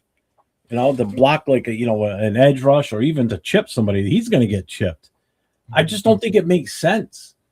I think the thing with putting Brock on the outside, further out, playing the wide receiver on a consistent basis, because I know we do move him around, and he probably will move around this time too and be spread out wide a little bit more. When he's a tight end, he gets lost in that shuffle in the middle. Right. And that's where you want a guy like that, where Cousins can just out of nowhere see him streak by the middle and go, whoop, yeah, dump him off. It makes sense. Right? Yeah. Yeah, there's no need for it. It's stupid. Oh, man. So, yeah, Jeff, I was just thinking about that comment, right? The only way that would make sense to me is if he's trying to say that they look at Jack Betch being used like a tight end, and then like Brock Bowers being used in like a receiver. That's the only way that freaking comment makes any sense. Yeah, but see Jack Betch being used like a tight end in that slot. But even you don't have to be very big. Too small. But 6'1"? Well, hold on, Cheeto. Like it's the way that you use them, right? Because you can use them in motion and use that. You use wide receivers to crack defensive ends or outside linebackers. You see it in the league all the time. They can crack, but I don't see it again using in the traditional way of the tight end where you line him up and you put him on the why line, would you need to do that when you already have Michael Mayer, Ian Thomas that can do that shit for you? right? At the wide receiver spot, different look, different things. I'll be like, You were again, I'm drafted a not wide saying- receiver in the second round Hey, to block. I don't disagree with you there. I'm just telling you the way that comment would only make sense is that you use Jack Bush in that capacity. Oh no, that's still asinine. I mean, you're gonna put Betch in there on 12 personnel, Right? He's gonna get eaten alive by a defensive tackle. Hey, you could use him as a flex and then flex him in, and I mean, like, I don't know, but at the same time, I'm like, we'll have to see, right? No, I'm like, this is where you're not going to see it on Thursday. We're going to see how they're going to use him. No. I guarantee you he'll do some blocking. yeah, as a wide receiver, Yeah, I'm not but not telling to you move as him into tight end. No, you don't move him into that. The on that discussion line. was moving him in tight end. And I said the only way that made any sense was using him like a tight end from that slot spot, not like in that personnel package. He's still a wide receiver, not a tight end. I get what you're saying. All right, never mind. I'm like, let's just move on. Still, like, yeah. no, bro. I'm just saying. I'm like, you can use them like when you don't have to put them like a traditional one. Why are I'm we not saying you to put him taking in this any further than what I brought up? Because I think it was Will I was the don't one wanna who come- said it. I don't want to come up with ways to do that because you're gonna put more ideas in people's heads. Stop. Right? like he said, unsubscribe to that one, god damn it. Exactly. Yeah, it was the Raiders Somebody podcast. pop in backstage. Who? Was I it don't know. I Nathan? thought I heard the pop, like the sound it makes. Maybe No, maybe it's your fire alarm thing too. I can't see it, so I wouldn't know. Yeah, no, they didn't. They didn't. Okay. But next, defense. Yes, Defense. I've been waiting for you to get here. You want to start with the interior or the outside of the defensive line? Start Just with do it combined. huh? Do it combined or? Yeah, start where you want to start. You go with it. All right, we'll do it combined because there'll be a little bit of confusion because it's like, huh? So they have it listed: defensive end, Max Crosby, backup by Malcolm, right? Jahari Harvey and Patrick Johnson. On the other edge, the other side, Kwity Paye, Keyron Crawford in his bright, beautiful red jersey. Hey man, who do you have behind Max? Malcolm Kuntz. Oh, okay. Malcolm Kuntz, yeah. The other edge, Crawford, Brennan Jackson, and Cian Sloan, right? Cian Sloan. On the interior, Tonka, the guy making rumbles, Yes, making sir. news all over training camp. Tonka Hemingway, followed by the Hall of Famer, according to 805, Adam Butler, right? And then, of course, you got Jonah and Thomas Booker right behind him, followed by Big JJ. Big JJ ain't too far behind, right? Benito Jones, Gary Smith, and then, of course, our other rookie, Brandon Cleveland and Trevin Maye. Trevin Maye. Trevin Maye. So that's your defensive line for now, which, in hindsight, if you see it as rotational, this little first 8, right, and you include JJ, is not a bad rotation, dog. No. Right? I ain't mad or disappointed at that rotation at all. I absolutely love the fact that Tonka got his way into the starting lineup. That just shows you how much they have faith in this kid. The fact that he supplanted Booker after the season Booker had last year, because I thought Booker played pretty damn well for us, especially down the stretch, and coming in late to the season too, because he came over in that trade with what the hell's his name? Jacorian?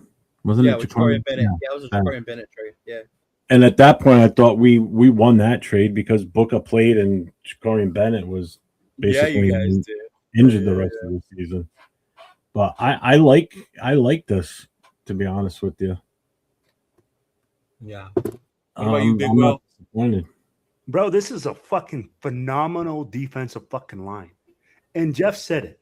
Tonka Phenomenal. Hemingway, hey, Yeah. phenomenal. Right. I'm going to tell you like this because of the versatility. These guys can play multiple positions and they can do a lot of different things. And when, you know what? I really had to study up on Adam Butler going back to the Patriots and him actually playing that defensive tackle spot because 805 was like, he can fucking do it. And you know what? He can do it.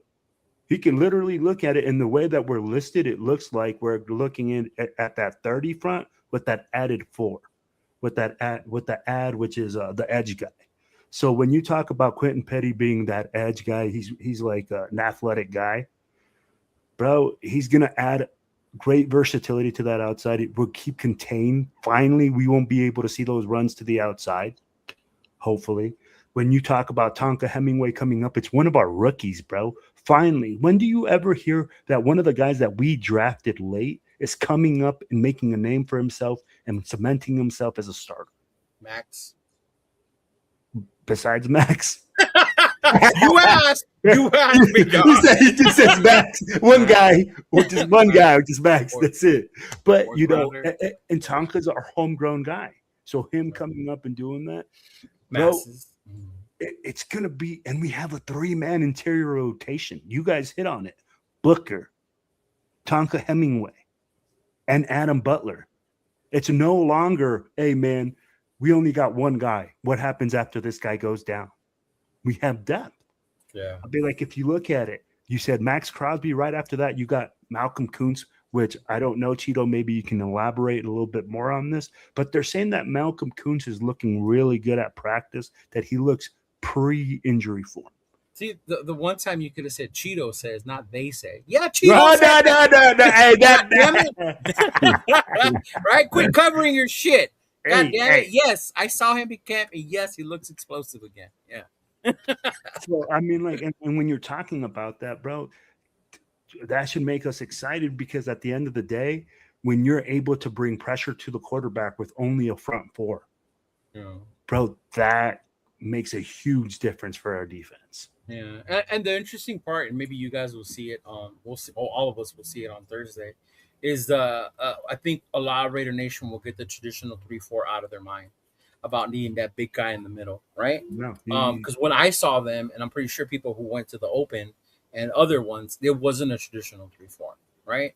It was a mixture of like 4-2-5, 3-3, things of that nature, just different variations with them moving people around, right? Like moving Max on the other side, Coons, even putting Max on the inside, which to me makes sense because as the offense, you always got to know where's Max at, right? You got to find him first. That's who you're finding first. And then from there you go. But it's going to be nice to see that. And the fact that you guys are saying that you have guys that are not only names, but they're out there performing, man. Tonka has this amazing strength in him that he just blows people up and he's pushing these guards back. Granted, there are guards right now, right? But I want to see how it looks against the Arizona offensive line. If he's still doing the same, making those same explosive plays. But yeah, man, I'm excited for Tonka. For JJ, because we did draft them, so it goes back to whether we're failing in drafting talent. So even though they were later draft picks, you know, it's good to see them. Crawford, I'm not gonna lie, I'm a little disappointed that he's been red shirt a lot this training camp. I wanted to see a lot more from him because he has what I wish Max had, and this is the size. Pause. Right, but you know what I mean. Like he has the physical size to be dominant. He looks the part. Yes. As opposed to Max, but it's crazy. It's crazy to hear what's going on with him, but it's definitely awesome to see with Quiddy and all on the rest of the line. And I'm excited for the D line. I am. I'm cool with it. Yeah. Does Raider Will call his wife bro? That is the most random question. Do you call your wife bro? Do you call your wife bro? Definitely not. No. Yeah. Jonah's legit too, man. Jonah's out there too doing work. Yes, sir. Well, here's the funny thing with Jonah. You're talking about a guy that just made the starting lineup right now. Granted, I know it's still preseason and everything. He's another guy, late round, 7th rounder. Yeah. He was the 7th round pick. He was like number 234, and he's made the starting roster. And Jonah had a good end of season last year. He played really well. Yeah. Yeah. That's why. So that's impressive in itself too. You look at some of these starters on this defense and where they were picked. You got Crosby, you know, 4th round pick, and has been the star in the defense for the last few years. You know, Jonah Lau, same thing. Granted, we didn't draft him, Indy did, but still 7th rounder.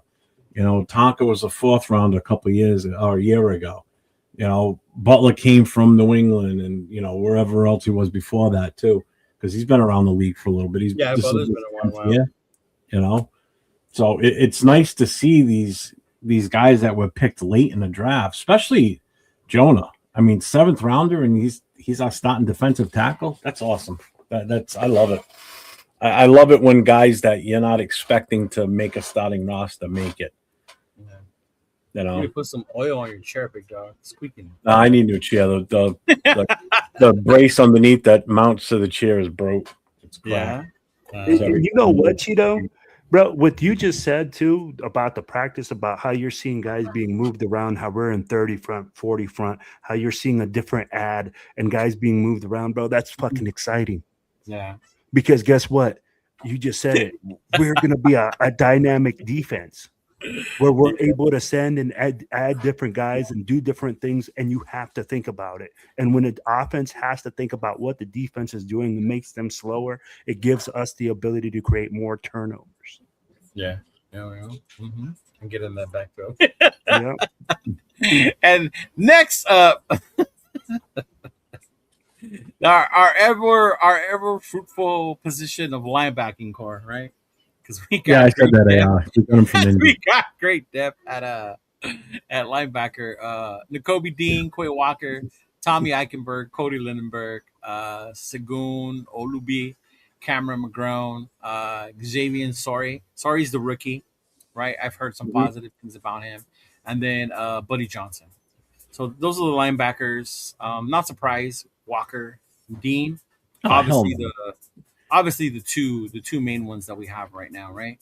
And one of the two guys go down, we're screwed. Yeah. So that's my biggest worry on the defense. I'm not worried about the front. I'm not worried about the secondary. Because between the starters and the backups in the secondary will be good. The linebackers, man, that outside of wide receiver, our backups here is probably the second weakest unit in this whole roster. And I think Dean worries me because he has that injury history. Yeah. Not so much Quay, but more with Nakobe. But I mean, hopefully he'll stay healthy. We'll be able to protect him with the big boys up front. But now, because I know you said it when you went to the first training practice that you went to. You said that they're moving the guys around a lot in the defense, and then I think Walker said it he said it himself that he's been all over on the defensive side. He's all over the field. All over. You know, he's not in a set spot. So I think that's one thing that's going to be looking forward to on this between the front line and the linebackers. You're not going to know where the hell these guys are coming from. That's going to be the thing with the Robbie Leonard. That's confusion. Yeah. So, Jeff, you just hit the key right there on the head. With those guys being used in so many different ways, who really is the backup, Mike? Or how are they using their linebackers, right?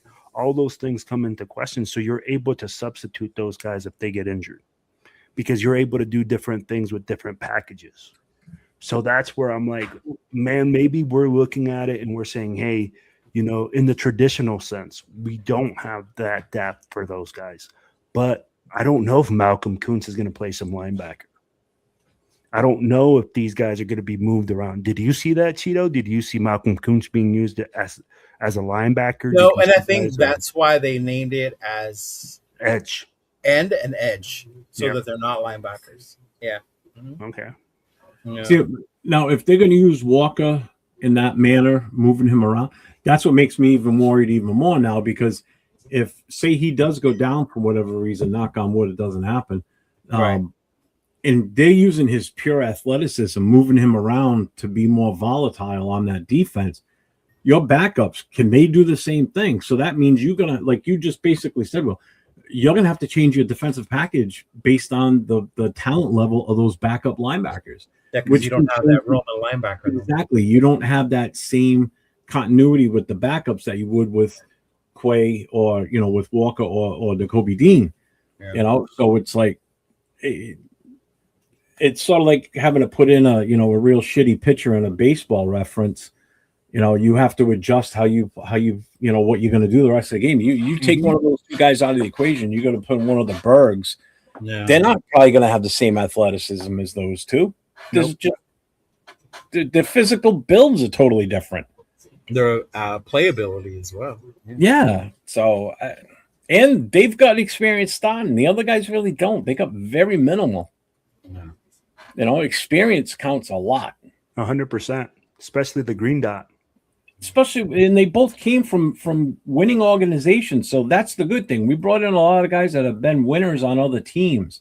So and play together in college. Yeah, and that's the other thing too. So they're bringing that winning culture, which is, Kubiak starting this culture change. Well, what better way to do it than to bring in veterans that are experienced in winning? Yeah. Dean won in Philly, and Walker won in Green Bay. Not a Super Bowl, but they won games. They weren't bottom of the barrel like we are. Yeah, that's definitely the worrisome position, right? Our lack of depth. Oh, hell yeah. Our lack of depth at linebacker. But secondly is secondary, right? Young, new, hungry secondary. We got Eric Stokes returning, emerging rookie from previous, Darian Porter, Teron Johnson, the veteran we traded for. Isaiah Palomalo seems to be coming back to form in this new defensive scheme, getting away from Pete Carroll's cover 3 bullshit. Jeremy Chin. And then behind them, we got DCAM, Hezekiah Masses, the big name out of camp, right? The one everybody keeps hearing, Masses. Greedy Vance seems like backing up Teron Johnson in the slot. Traydon Stukes, not starting. Second round pick, not starting. Behind Isaiah, Dalton Johnson, another rookie. And then the coveted Jermon McCoy on there as well. Who's the other one we got? Caleb Offord, Chigozie Anuisim is another one. Devin Perkins, Tristan McCollum, and Devin Lafayette, right? Very young secondary, but to me, I think it's very promising secondary, right? Based on what I've seen, what we've heard, the improvement of Porter, the emergence of Masses, right? DCAM is a little mixed because you haven't heard anything good, but you also haven't heard anything bad, which is a good thing, right? Which is a good thing. So, I mean, there's that. Teron Johnson, obviously, and then obviously the speculation with Stukes. Why is he not starting over Isaiah? But I mean, what are your guys' thoughts? How you feeling when you see that secondary? Go ahead, Will. Shit, man! About fucking time we got some guys in there. Like they actually looking like they're doing the job. But I'm going to tell you guys something. Here's my biggest concern. And we keep hearing these things about training camp, etc. Bro, is it that our receivers are that bad? That our corners are looking that good?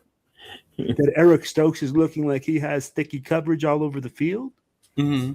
What's up, Golf Finger? So those are the kind of things you're looking at, right? So you're kind of right now. I think our defensive backs, while you're excited because you hear all this young talent, you're still kind of like up in the air with it.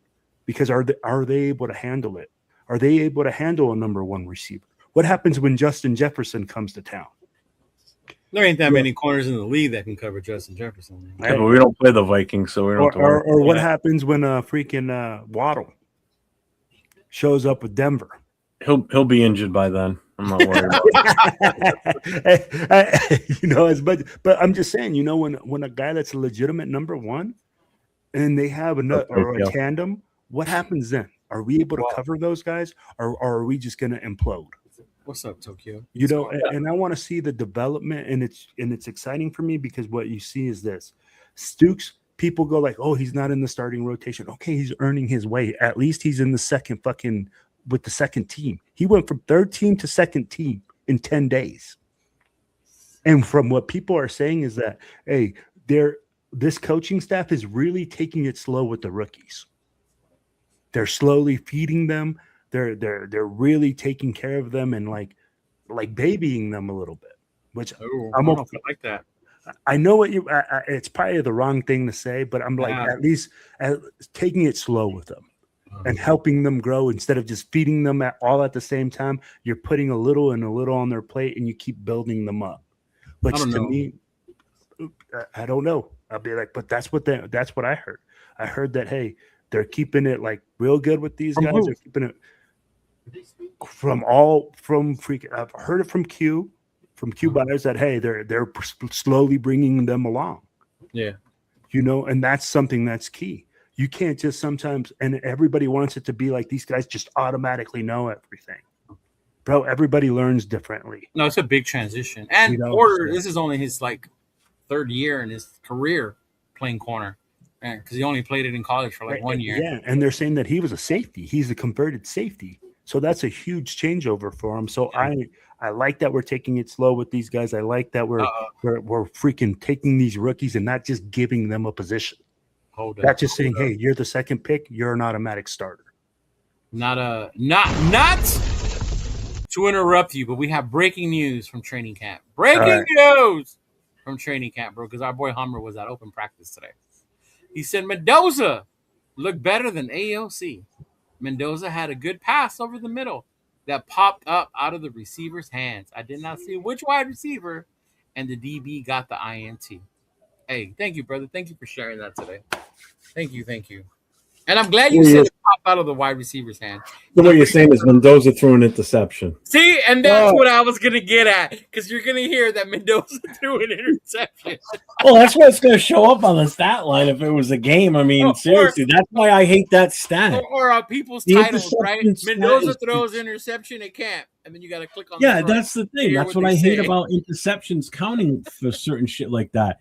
If the quarterback throws it and it doesn't touch anybody from his own team and it goes right into a defender, fine, interception. You screwed up.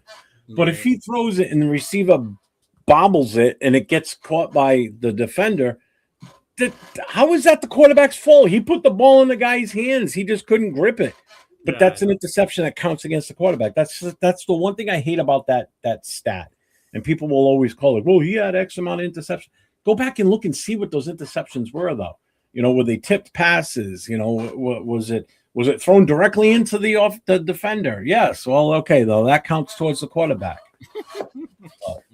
As far as Will, what he said about the corners and secondary, I agree, and it's something that came up when I was on the show with him and Matt last week. Matt hit it right on the head. He had that bad take on the depth at linebacker, and then he turned around and he said what basically Will just said.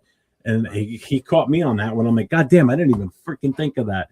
How good do our corners look against what we're already calling a bad wide receiver room?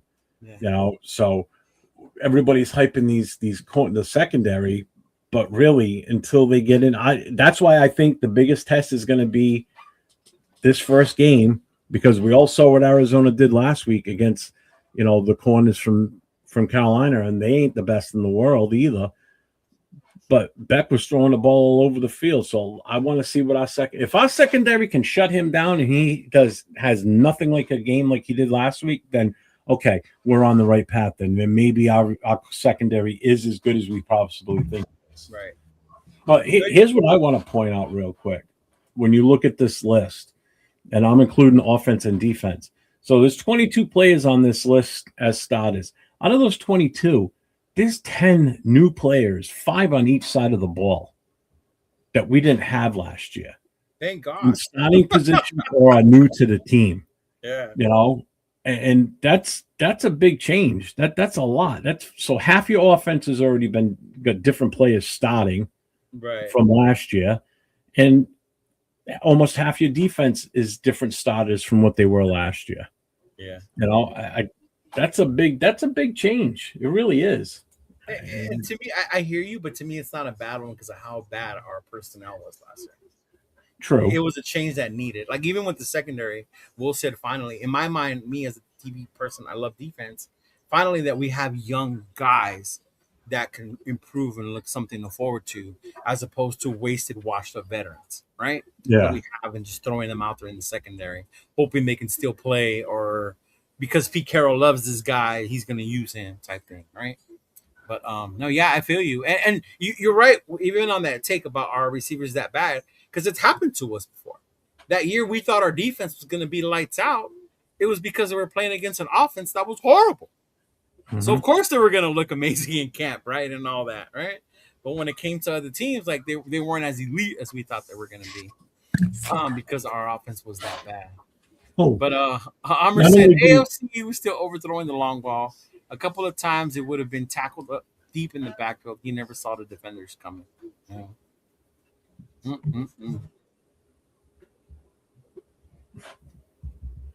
Number 19 was Malik Benson, by the way. Yeah, 19 is Malik, brother. Yeah. Yeah. Yeah, they do have him doing punt returns as well. Yeah. Man.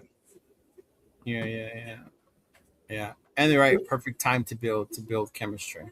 Let me ask you guys this. Do you guys think Malik Benson being a punt returner or being a specialist like that really puts Dylan Labe on the bubble? I'll be like, does that make him more expendable? No, because it shows Malik Benson's on punt and return, not on kick. Lobby's on kick. Yeah. So it's Trey Tucker as the number one on both kick return and punt. Lobby's the backup or the second kick returner, and McCoy's out there on punts. Gerard McCoy's out there as well for the punt returns. Yeah, I did see Gerard McCoy out there catching some punts. Yeah. And of course, to finish up and wrap up with special teams, our boy AJ Cole shining like the star that he is of this team. Best team, best player, MVP. Yep. Every year. AJ Cole out there still with them. Beautiful locks, that hair, kicking the ball, right? Just doing it. Yeah. Mm-hmm. But I'm trying to catch Matt Gay's still the primary kicker. Yeah. When I talked to 805 and them about what they saw the Tokyo Toe miss a lot of kicks. I saw him miss a lot of kicks. I don't know if it's a confidence thing because the distance was there, but the Matt Gay or Tokyo? Tokyo. Matsuzawa. Yeah. Mm-hmm. Yeah. So we'll see. We'll see how that goes. Right, we're gonna be missing Daniel Carlson, unfortunately. So my algorithm is starting to clean itself up, if you will, right? And I started watching these videos of players that used to play in the NFL, right? And then their experience, some of them Raiders. And there's one kid out of LSU who was an amazing kicker, and I remember him now. And he's trying to get a tryout with other teams, right? So he shows videos. I'm trying to get in contact with him. Maybe we can get him on one of our shows, Jeff. But just to hear his story, like what it's like trying to be a kicker. Because even right now, he said, like, I wish Carlson was here, right? So what does the team do if you're seeing the guy you signed isn't cutting it? Maybe he needs more work. And then the veteran you brought in doesn't look so well either, right? Obviously, you don't want to lose games because you don't have a field goal kicker. That should be something that's automatic, right? Which is why we glorify Janikowski, why our kickers have always been to us, because even through it all, we could always kick field goals. Right? We could always count on that, right? Like, yeah. But yeah, see, Tokyo Toe and Gay, they had a bad night. See? Yeah. Oh, man. Mm-hmm. Yeah, so we'll definitely see how that's going to work. But yeah, I brought up that kid. I was like, man, hopefully I can get him or talk to him about his experience. Because some of his videos, it looks pretty good. And I do remember him at LSU. Yeah, dude was pretty good, a really good kicker at LSU. Oh, Cody, thanks, brother. Yeah. Mm-hmm. Who do they? I can't really see it that well on this screen. Who do they have as the long snapper? Is it the rookie or Ward? Who? Let me check for you. Long snapper is Ward. It is, okay. Yeah.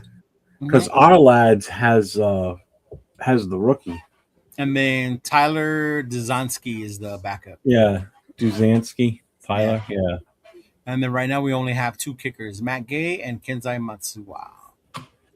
Just going back to the defense real quick, when you look at the corners and the safeties, I just love the fact that when you look at the immediate backups for the four starters, they're all rookies. You got McCoy, Dalton Johnson, you got Traden Stukes, you got Massis. So, you know, that they made that much of an impact that they've become the premier, the primary back, and guys that are back after them, the third level guys are guys that have played on other teams. You got Tristan McCullum's from with Philly. Chigozie was with Arizona. Lafayette obviously was a draft pick, and DeCamarion obviously was our pick too. But it's just cool to see that that's how much of an impact these 4 rookies made that we just drafted back in May, that they're where they are on this roster, and they're making noise. So I want to see what these guys do in this game Thursday. Look at that. No way Isaiah Palomalo beats out Stoops. All right. Ooh, knee linebacker depth the most. Yeah, some of these replies are crazy. What's up, Ryan? I see you, brother. Benson's gonna take his job. Yeah, but I mean that's the depth chart. That's the depth chart. No really big surprises, right? I think. Hey, what up, Kev? What's going on, brother? What's up? Yeah. I think the one, not really a surprise, but it's cool to see Tonka making the starting. And I feel you on that one. Yeah. I like that, because you know what? That tells us that, all right, maybe that was a draft pick last year that they got right. And now that we've got a better set of coaches, and I mean, again, it's Robbie Leonard was with these guys last year, so he knows what some of these guys were capable of. Yeah. So I guess that's one positive for Leonard staying here and being promoted to defensive coordinator. Yeah. Yeah, you're absolutely right, Jeff. Him having knowledge of the players is a definitely benefit, because when you come in and you don't have any idea of what these players can do, you're behind the Powerball. And for your whole coaching staff to be behind the Powerball, it's nice to have a mixture of guys that have been there, that know the players, that can be like, hey man, this guy has a really good ability to do this, this, and this. Yeah, I can really see the defense doing this, this, and this. And that's probably how he sold Kubiak. He said, hey man, I've been here. I know what I'm doing. I know what I see in these guys, and I know the ability that they have. Well, yeah, and that's just it. If Leonard wasn't here and none of the other carryovers from any of the defensive coaches at all, they would have to rely 100% on game film and practice film. That's it. Now they got firsthand word of mouth experience from, Leonard saying, hey, listen, this is what to expect from this guy. This is some of his tendencies. We're working on it. We have been the last year or so, so they get a hell of a scouting report from their now defensive coordinator that worked with these guys every day last year as the defensive line coach. So that's big. That's they're really happy with their D-line coach now. They like their D-line coach now. Yeah. Travis or Travis they really like him too. Yeah. Yep. What's up, Matt? What's up, Matt? Hey, what's going on, Matt? What's going on? He said, what, live from Nate? 5 impressions of practice? Oh, Nate's not here, bro. Yeah. I'm like, we're gonna have to wait for that one. He's probably a little toasty. He's with 805 of them, so we'll definitely see. Oh, that's why 805's not in the chat tonight. Oh, bro, yeah, that's why they're not in the chat. They're enjoying themselves today. It was them, Raider Fools, Chris. Yeah, they're having a blast. Yeah. Oh, that'd be cool too. I'll get to meet up with Raider Fools. Yeah, you're gonna. I was gonna say you get to meet Chris as well. Yeah. Yeah. Yeah, you get to meet Chris as well. There's a lot of guys I can't wait to meet. Like D Menace is going to be out there. Raider Ryan. There's so many. Rorschach, I already talked to him. He won't be making it down. I actually spent an hour and 10 minutes on the phone with him this morning. He called me up. I can't talk with someone on the phone that long no more. Yeah. It's old school. Yeah, it's very old school. I'd rather talk. Could you imagine texting for an hour? I get to the point where I'm like, screw that. No. Yeah. No. Yeah. Yeah. I see the phone and I'm like, fuck, your phone. shit. Hold up. I was on the phone with Rorschach and Mike called me from Movement of Black. I had to just send him a message. I'll call you back. Oh, Mike, yeah. Yeah. Yeah, see, I talked to Mike. We don't stay on the phone that long, but we say what's up tomorrow night. Yeah. Yeah, I called him back. I talked to Mike maybe every other day or so. I talked to him a lot. Yeah. Yeah, it's funny. I've only known him for a little over a year. Yeah, Just Mike- because he put me in touch. He put him in touch with me when the whole New England thing came out. yeah, it did.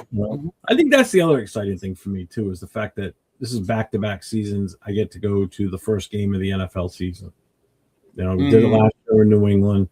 And now we're getting to do it this year too. Yeah, that's true. Although I would have loved, it would have been awesome if our first game was a primetime game. I would have loved every minute of that. Yeah. Yeah. But big game Thursday, Raiders, Arizona, prime time, right? Yep. We will be on TV. What are you guys looking forward to, or what are you looking to hope to see that game? Obviously, we talked earlier. Mendoza's going to get a fair share amount of the time out there. So Don't what care do you about that, bro. do? I want to see that offensive line. I want to be them fucking war daddies up front, fucking moving people, bro. Yeah. I want to see them fucking just blocking. I'll be like, I just want to see the trenches, man. If the trenches are on fire and we're able to run the fucking ball, and we're able to get sacks, and we're able to produce things and create pressure, I'm a fucking happy man. Right now, bro, like honestly, the offensive line is the most critical part of this team. If we are right now are struggling in the preseason and it looks bad against Arizona, I'm like, I'm questioning now. If we look like, hey man, we're out there, we're moving the football. Yeah, we might not punch it in. Little mistakes here and there. That's normal, man. First game of the fucking preseason. But you know what? I really need to see the trenches. That's for me. I don't know about you, Jeff. Oh, definitely. I want to see what the offensive line. That's my first priority. I want to see what they do. And as a result of what they do, I want to see how good the running game is. I'm not so concerned with Cousins passing or Mendoza or anything like that. I want to see the offensive line. But I'm also I can't wait to just watch us kick off and just have a football game. That's This is so true. The two of the biggest thinkers in the league true. going at it. Yeah. Oh, until we stop playing in regular season and put some wins in the win column, we're still that same shitty team from last year. yeah. Until we get past 3 wins, we're still no better than last year's team. So as long as everybody's okay with that, that's what people need to come to grips with. We're still no better than last year right now. On paper, we look awesome. Yeah, every team does this year. The hope is good. Hopium's full. Hopium is full everywhere. Yeah. Yeah. I'm just like football's back. I can't. Yeah, wait. I know. I know if I was a Charger fan, my Hopium would be like at a full meter if I was a Charger fan. The hope. But then at the end of the day, you know what they are, right? We know what happens when they get to the playoffs. He said the hope. He's like, my hope meter's full right now at the preseason. It would be, but that's to Jeff's point. Like a lot of that comes up. Like you get that hope. What's up, Rafa? What's up, Rafa? Yeah. What up, Raf? Happy belated birthday to you, brother. Happy belated birthday. Yeah, happy belated birthday, brother. Feliz cumpleaños, bro. Yeah. Mm-hmm. The truth it is 3-14 and beyond. Yeah. It's felt like it didn't feel like a long off season. Maybe because we do this bullshit. Yeah, it did. Yeah, it did. It did for you because it longer. You want to wait. Like, I want to go already. I want to go. Well, I guess that could be it. I mean, it's only been 70 days since we bought my airline ticket. So yeah, see, she said it's only been 70 days. Well, when she booked my airline, it was 104 days to go, and now we're down to 29, and in about 3 minutes, we'll be down to 28 days. Yeah. So I got a little count. If you can't tell, Jeffrey is excited, bro. If you can't, my man said, "Hey, in 3 minutes, it's gonna be 28 days." That's why when I get to LA on Tuesday, it's just gonna be total chill until just gonna just take it easy. I'm not gonna be doing. What time do you get to LA that Tuesday? I fly out of Vegas at 1:30, so I should be there like around 2:30, 2:45 on Tuesday. I'll probably cruise down to LA, pick you up that evening. We'll grab some food. Shit. Yeah, definitely. Yeah, because Tuesday I don't have a client schedule. Yeah. Mm-hmm. Yeah, definitely. He said, "Wait, Charger fans are real. They are not actors." So. Shout out to Jeff. He's got a new show on Mondays. He does a show with other fans. I believe they have a Bronco fan, a Charger fan, and they're looking for a Chiefs fan. right? But they're obviously the whole Raider Charger thing. So they went to camp this year. They have one in LA. They normally do, but they had a special one in San Diego. They had a special one in San Diego this year. They're home, right, where they're from. And then a couple of the Charger content creators were sharing that video. Like the Raider fans can no longer say there's only 2 fans because I guess they filled the training facility where they were at or whatever. But yeah, There's one bleacher. right? Oh, Yeah. Yeah, it's not a weekly show. Just it's every 2 weeks. They had one bleacher at a high school field, bro. Yeah, dirt field on top of that. I didn't even ask him where it was at because it might have been at Montezuma Field, and Montezuma is where the Chargers used to play, and they tore it down and they made this little like small, like high school college style field for the Aztecs. Yeah. Mm. So that might have been where it was at, and it's not that big, but either way, I mean, yeah. Felt like getting destroyed in Madden, and the next game takes longer than usual to reload. Yeah, shout out to those of you playing Madden. I know the early access or the early preview came out already. I know Nate was playing the other day as well. So yeah, that was pretty dope. But anything you're looking forward to seeing though on Thursday? Because they did say we have a lot of players to evaluate. Obviously, we know there's certain ones that they made the team. They're gonna make the 53, right? Yeah. But is there anyone in particular that you're interested in? And I'll go first so you kind of get an idea of what I'm talking about, that you want to see how he does because you want to see him make the 53, right? For me, it's obviously Jackson. I like the kid. I like him. I think he's got great hands. He made great plays last year in that 49er game. So I would love to see him get an opportunity in a not very strong wide receiver room, right? Like I think this would be the time or the chance for him to make a name for himself. This offseason. So hopefully we'll get to see that kid. Because I'm always, and we joked about it yesterday if AR is still in the chat. There's always been preseason heroes, right? And I tell Troy all the time. My favorite preseason hero has always been George Atkinson III. Like that was my dude in the preseason. One, because he went to Notre Dame, but just the fact that I got to see him, like I was always excited to see him in the preseason, and he never really did much in the regular season. But yeah, I guess my little preseason dude is still a Shedrick Jackson. That's it. Edgar Sosa said Roman Hemby. Good choice. Good choice. For me, it's Zune. Zune? Again, I love watching the O-line, so I want to see him get some serious playing time in there. Yeah, so I want to see what type of mauler he can be. So I'm curious on that. Jeff likes him big. He likes him chunky, man. Moto. He likes the big guys. All right. How about you, Will? For me, I'm really looking at that defensive backfield, man. But which guy? I really want to see Hezekiah Massis. Massis? I want to see what everybody else is seeing, right? Can he cover? I mean, like, what happens against Arizona? Like, Marvin Harrison, all this wide receivers that we saw these bad practice takes, right? I don't know if you guys saw the video on X. I did. Marvin Harrison was dropping everything. Oh my God, it was horrible. And Carson Beck like falling backwards on his ass. and like Jeremiah Love, making a cut. Hey, Jeremiah Love makes a cut, and he fumbles the ball. Jeremiah Love didn't even play. That wasn't him. That was in the practice clips. Oh, practice clips. Oh no, they were showing even during the. Did he play in the game, Marvin Harrison? No, he didn't play in the game.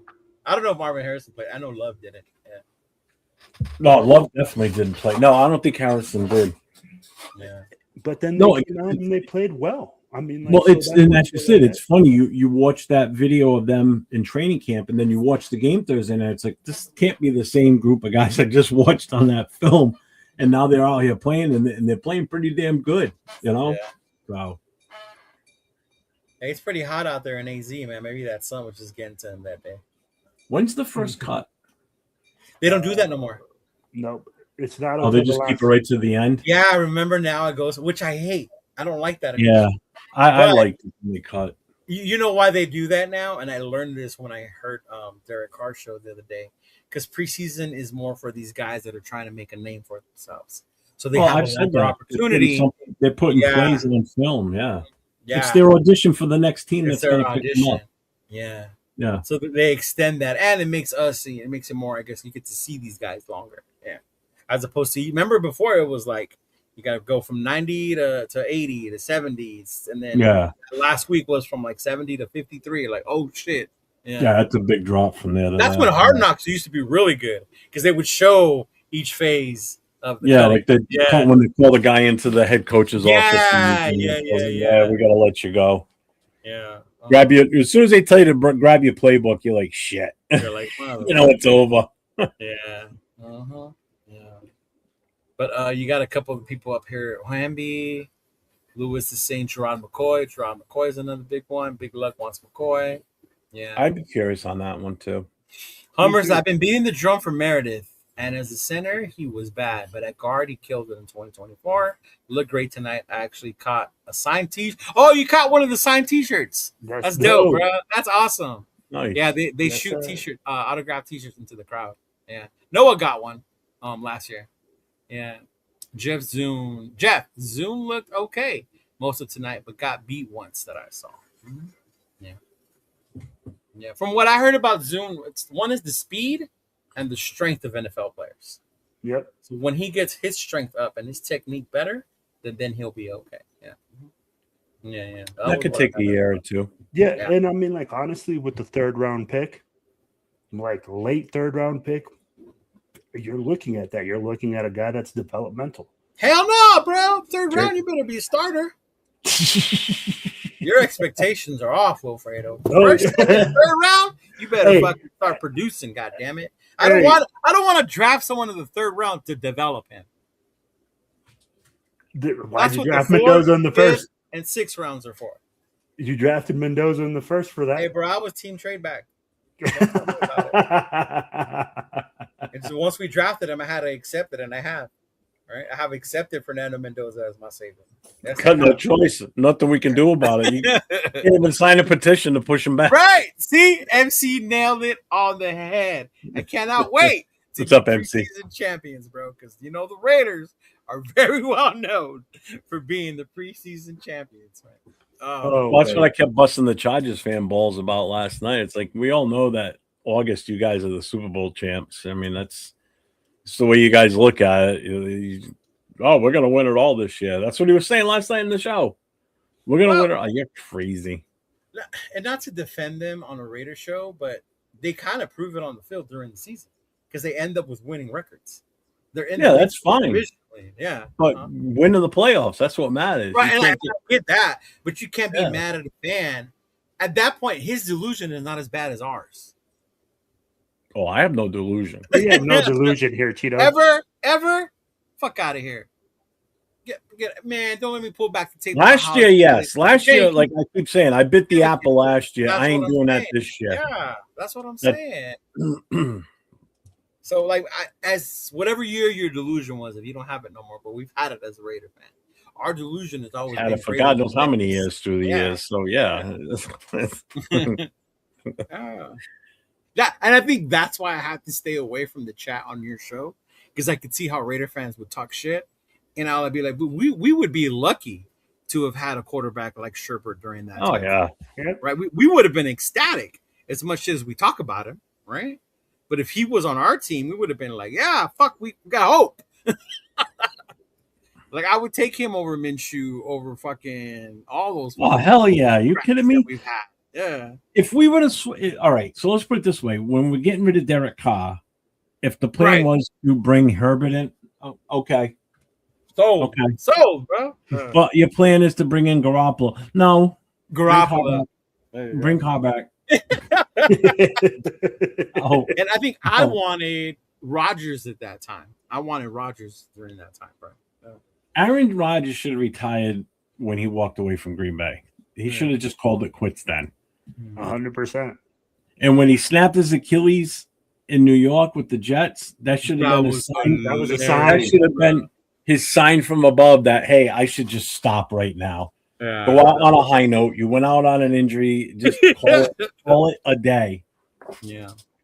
Yeah, Jimmy Glass. The guy was definitely made of fucking glass. Oh my god. But you know what? One of the play I'm curious to see too is, in all honesty, is when Genty's finally out of the game. I want to see what Mike Washington does, because you know it's now going to be the second string is on the offensive line.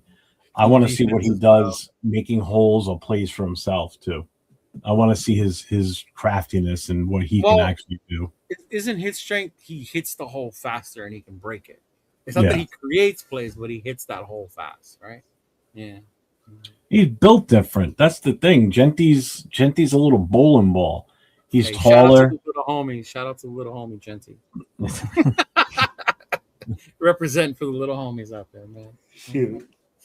Yeah, he is small. And the crazy part is, I don't think I realized that he had lost weight till 805 told me the stat. And then in my head it clicked because I told Nathan he looked smaller. And then that was why. That was why he looked smaller, was because he lost weight. But I mean, not in a bad way. Not that he looks tiny, but he just looks smaller. Yeah. Hey, what's going on, Marcelo? Welcome to the show. What's up, Marcelo? Let's get this win on this year.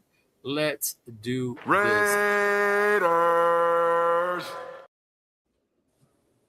this. Raiders. It played. There we go. Right. Yeah. Mm-hmm. I'm surprised that nobody said I want to see MVP AOC, but D-Mokes isn't in the chat today, so it's normally where that comes from. Yeah. Raider Jeff, can I join the panel? This is not an open panel, Hunter. Sorry. Do you still do your show on Friday when you open it up? Oh hell no, I don't do that anymore. See, or Saturday, you don't do that either. You don't take calls. Phone calls. That's it. No, we do the phone calls. We don't do the pull people up on the screen crap anymore. Oh, there you go. You could call in on Saturday. Yeah, you can call in on Saturday shows. Yeah, Saturday would be preferred. There you go. You can. If you want to talk Raiders, Saturday night. Friday night, it's all NFL talk. So yeah, there's that one. But I mean, yeah, the Kool-Aid's starting to get a little cold, starting to get a little tasty. I wanted to do another schedule thing, but maybe we'll do that when Nathaniel comes back, and then we'll go to the wins and the losses. But do you want to end this on one note, because this is what deterred me from doing it again. It took my Raider Kool-Aid higher from here to here, because the power rankings came out. The NFL power rankings came out today, right? Obviously before the preseason. And just take a wild guess. Who was number one? Chiefs. No. the power rankings for the overall NFL. The NFL. Mm-hmm. Who was number one? Who was number one? The Rams. The Rams. I didn't look. I did not look. I know you guys did. That's why I didn't even bring it up. I was gonna send it to you, but I wanted it to be a surprise. That's why I laughed when Lou said the Rams and the Chargers. It's that one player. Take that one player away, and I bet you they're not ranked number one. They had Seattle at number 3 as the defending champs. KC was like 15. Yeah. Mm-hmm. New England felt disrespected because they weren't even in the top 10. They had them dropped all the way down to 12. Mm-hmm. That's what happens when you don't win the Super Bowl. I believe the one that was, if my memory serves me correctly, it was Denver that was ahead of Seattle, and then Buffalo. The normals, normal people that fall. But guess where the Raiders fell or landed? 27. Well, I'm 27. I said 27 right before Jeff. And the reason I wanted to bring this up because it's ironic, because there was only one team behind us. We were 31. In the power rankings, they had us at 31. And for this year? For this year, right now, preseason power rankings. And you know who was 32? Will, do you have a guess yet? Arizona? That's. I was gonna say them. Cleveland. No, Miami. Oh, well, yeah, that would make sense. That would make sense. Mm-hmm. Miami was 31. Yeah, I'm 32. I mean, yeah. So the Raiders landed at 31, bro. 31. Where'd they put the Jets at? They got the Jets ranked higher than us. I could go back to the list. Hold on, let me go back to the list. I Ooh. just that was just like what went off the top of my head. But the Jets were down there as well on the bottom with us. You know what? I'm fine with them ranking us 31. I don't know about anybody else. I'm fine with it. I don't feel disrespected because look we were the dead last worst team last year. We would have been 32 at the end of last season. So why not start at the bottom? I'm fine with that. You know why? Because nobody's going to expect anything. So on this season, you're gonna watch us creep up that power ranking board, and people are gonna start to be like, oh shit, they're in the top 15. They were start of the season, they were ranked number 31. Holy shit, they just surpassed half the NFL. There's that Kool-Aid. That Kool-Aid. That's why I don't mind being ranked dead last or second to last, because you know what? Nobody's expecting anything from us. I'm not expecting anything from us. I'm just ready to watch this season unfold in front of me, and it is what it is this year.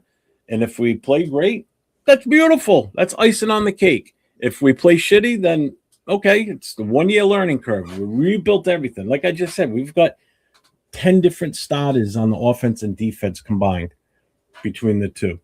10 different starters from last year.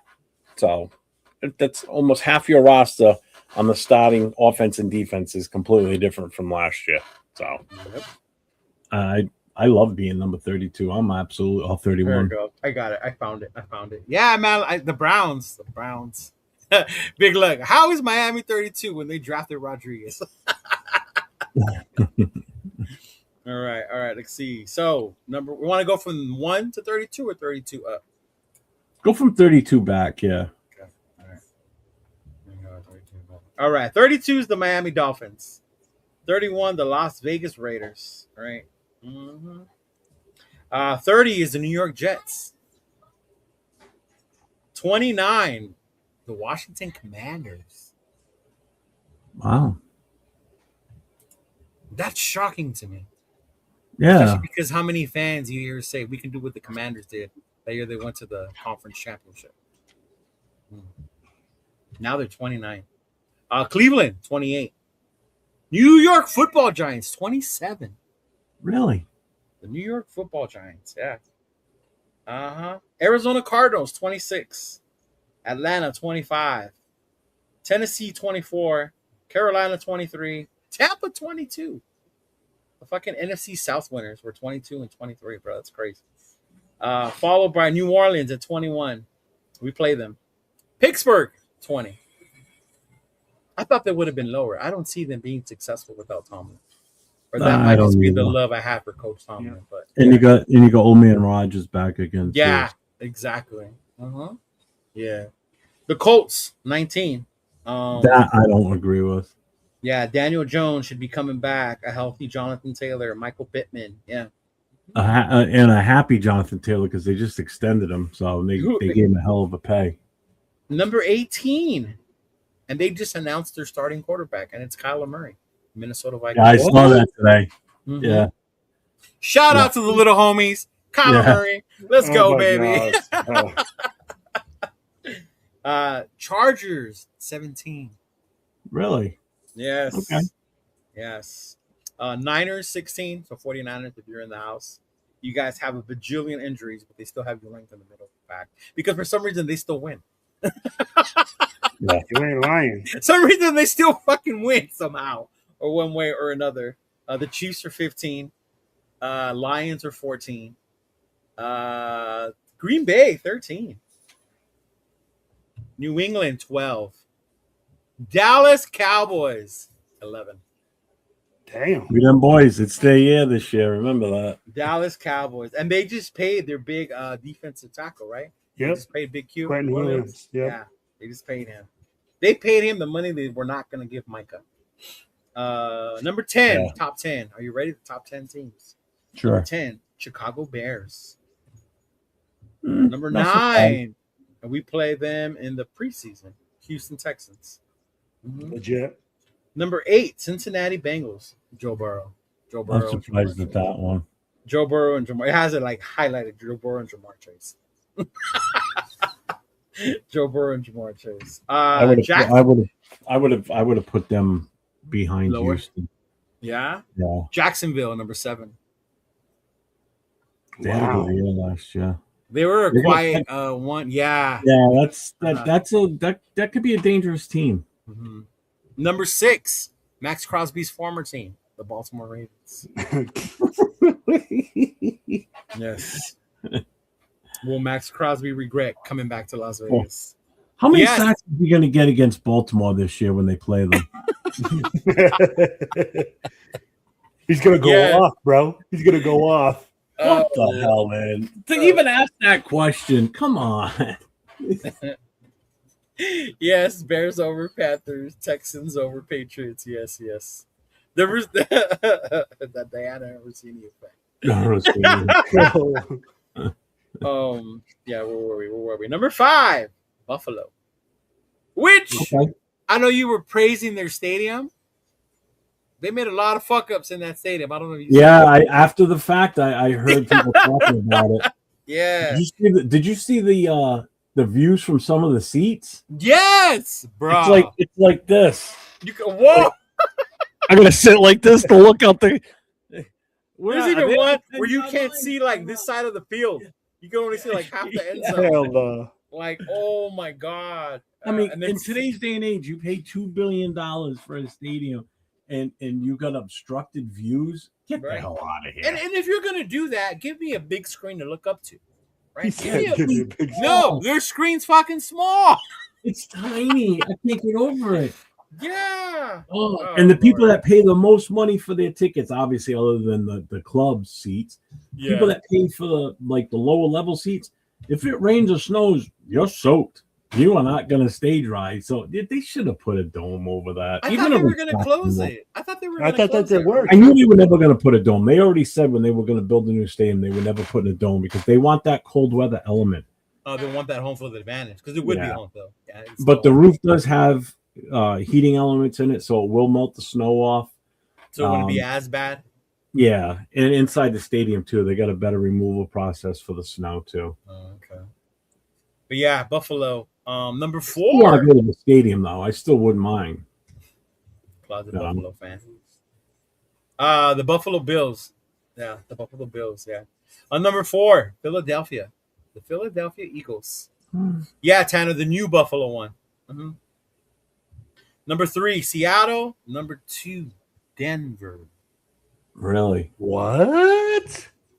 Wow. That's why I was laughing when I was watching your show. There was a lot of Raider fans talking shit on Denver, and I'm like, I don't know why.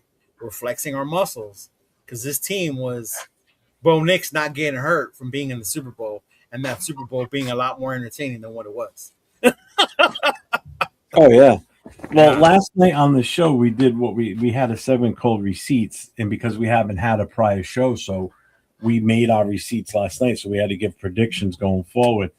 And one of them, receipt number 3, was which AFC West team is going to be the biggest disappointment relative to expectations. I picked the Broncos. Relative, well, because I guess you wouldn't be wrong because expectation is Super Bowl. Yeah. Yeah, and if you make the playoffs and get like a quick exit, that's a disappointment. Yeah. Mm-hmm. 100%. Yeah. The other question, the first question was, who wins the AFC West in 2026? I said, because this is my show, I refuse to be defeated right away, so I'm picking us to win the division. And then I had to pick our record on the season. I went 5-12. I said, yes, we're going to finish 5-12 and win the division. We're the new NFC South. Yeah. Oh, We're going to the Lord. playoffs with the 5-12 record. All right. I feel Yeah. you, Big Luck. I will always talk shit at the top. As a LA Raider fucking fan, I will always hate Denver, bro, because John Elway was a pain in my fucking ass. Yes. Mhm. As much as the Bay Area people hate the Niners, that's how much I hate Denver. That's how much I 100%. hate Denver, bro. Yeah. Especially when they got big forehead Manning. Oh my God. It made me Oh. hate them even more. When they got fucking Manning. What was that? Megamind? Megamind. Yeah, when they got Yeah. Megamind's ass over there. Yeah. Shit. Making Pro Bowlers out of fucking receivers we ain't never heard of. Fucking Demarius Thomas and Julius Thomas and God damn it. Yeah, put that up. I made that the other day. We used it last night. The Chargers trophy case. Oh my god! Oh my Still in god. progress since 1960. You're not from LA, but if you were to put that and then put a Clipper one, because the Clippers they used to share a thing with the Lakers, Yeah. and they were full of championships. So the Clippers put up a banner when they won the division. So you should do one like that of them when they won the division. Oh, that's right. That's what you're right. Yes. I should do a Chargers trophy case and an LA Rams trophy case. Yes. That's a good one. I like that. Even the LA Raiders, 1 year, fuck it, they got one trophy. Still LA, still got more than the LA Chargers. Goddamn it! Shit. Oh man, yeah, that's funny. That's good. Mm-hmm. See, and shows like that are cool. One, if you don't get disrespectful or take it personal, and also if you're open to realize that even though I hate that team, they are good, right? Yeah. Yeah. Like I hate Denver, but I know they're good. Like, yeah. Oh, we're definitely dead last in our division right now. If you look at it, Until otherwise proven. Yeah, I mean, we're still the fourth ranked team in our division. We really are.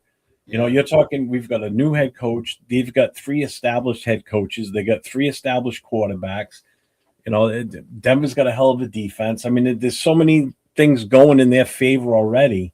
You know, even the Chiefs, even though they're kind of still, we don't know what to expect with them this year. You know, you have no idea what Mahomes is going to be like. We don't know what we're going to be yet. We really don't. You know, you can't judge everything on training camp. No. You can get an idea, but you can't sit here and say, "Oh yeah, we'll beat those 3." Anybody that thinks we're going to walk into the season right now going 3-3 in our division without seeing the actual product on the field in game time situations, you're dementia. You're delusional. And yeah, you got dementia. I meant to say delusional, but I was starting to say dementia. Yeah, as much as you might want to hate Bo Nix, whatever that offense moves, they added Waddle. That defense is lights out. That fucking defense is. They got even better. Yeah. Mm-hmm. Yeah. KC, they still have Andy. They added fucking Kenneth Walker. Yep. And I don't know if you guys have seen the training camp videos out of there, but he's even fighting his own players out there. Yep. Yeah. He's out there slapping and pushing motherfuckers about get out my way in training camp. So yeah, Kenneth Walker, and then who knows how Mahomes gonna look like, but end of the day, he's still Mahomes. Kelsey back. Kelsey looks so out of shape right now. I think he's my brother. That's what you know. I guys know my brother's a big Chiefs fan. My brother was really upset that he came back. He feels that he just needs to just go away. He does. Retire, disappear, let somebody else. Yeah. Because he thinks if anything, he's gonna hurt the team. Yeah. Yeah, Travis Kelce, he's out there looking like fucking Jason Kelce right now. Yeah. Mm-hmm. You know? Let him get him game shape, bro. It's his married weight. Yeah. The honeymoon, Donnie. He's still in his honeymoon. And then the part take it off. The part that people aren't realizing with the Chargers, because we all focus on how Herbert chokes in the playoffs, that defense is greatly improved, bro. Mm-hmm. And then you think about who they drafted this year to add to that line. What's up, Ardell? Shit. Yeah. What up, Ardell? What's going on, Well, that was brother? one of the things I said last night when we were talking about the Chargers. I said, your offense is supposed to be better, but hey, your defense is beating the shit out of your offense right now in training camp. Yeah. So if you can't even get past your own defense in training, what's going to happen when you go up against like the Broncos, the Rams? You're going to play the Rams this year too. You know, you're going to play some of these teams with some really tough defenses this year. Good luck. Yeah, no, that chart. The one thing Harbaugh did to that team was take away that softness that they had before. They're definitely a more physical team now. Oh yeah, especially on the defensive side. Yeah. Mm-hmm. Yeah. I mean, the defense gives them a chance as long as Khalil Mack is on the field. If he goes down, they'll take a nosedive again. I tell people who ask how I'm a Raider fan, we're busy purging our fan base, trying to get down to 50 million. Then we will come back. And you know what? We'll say this before we get out of here. But somebody had commented on one of my posts about why don't we do parties in the East Bay or the deep East Bay, because that's where the Raiders come from and that's where we should do the parties. And I'm only going to say this, and it's no spite on where you're from, where you're at, but the Raiders are bigger than Oakland. The Raiders are bigger than LA. Fuck, the Raiders are bigger than Vegas, where their home is now. The Raiders are bigger than fucking California and the West Side. Look at Jeff. He's from New England, y'all. New England. And he's a big fucking Raider fan because that's how big the Raiders are. It's more than just a city, a town, an area. Yeah, when they were in your area, it makes you proud, right? When they were in LA, that's why I'm a big fan. I'm a big LA Raider guy, and I followed them wherever they went. Some with people in Oakland, right? They stayed since the 70s. Some when they were there. And then now you got people like Nate trying to recreate this new fan base, this new aura, right? Nate and 805, shout out to them, in Las Vegas, right? But to me, the Raiders are always bigger than that. And I've seen it when I travel. When I've gone to Mexico, I've seen a lot of Raider fans, right? Everywhere I've been in Mexico. When I was in the military, you know, trying to find where to watch the Raider game, seeing Raider fans out there, or they would see me in my hat and they would be like, hey, Raiders, like just pointing shit out like that. Because we're so much bigger than just one area, man. Like Tanik just said, we're worldwide, big time. Yeah. I mean, look, you got Afakasi, he's Australian.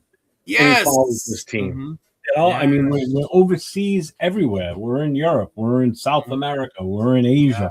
There's fan bases for this team all over the place. Did you see that? Did you see that video? Which one? Did you see that video where the guy pinpointed like all the fans? Yeah. Yeah. And I think that's where you were getting it from. And it's true. When you see some of the areas that are lit up in black, it's like you never would have thought of some of those areas. Yeah. You know, especially like some of the Midwest ones, like kind of like, wow, really? Yeah. I think the Midwest ones make sense to me when you think about the 70s. Because a lot of the older people I served with in the military, they weren't from California, but they were Oakland Raider fans because that was like the tough team, the Pirates. Yeah.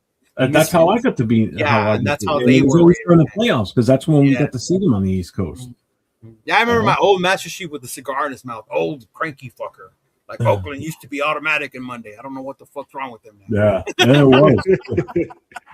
Like, yeah, that's exactly how it sounded. Yeah.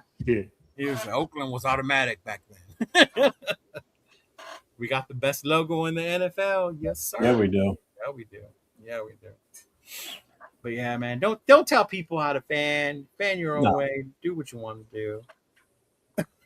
Oh my god, my girlfriend's on one right now. I will put Raiders on.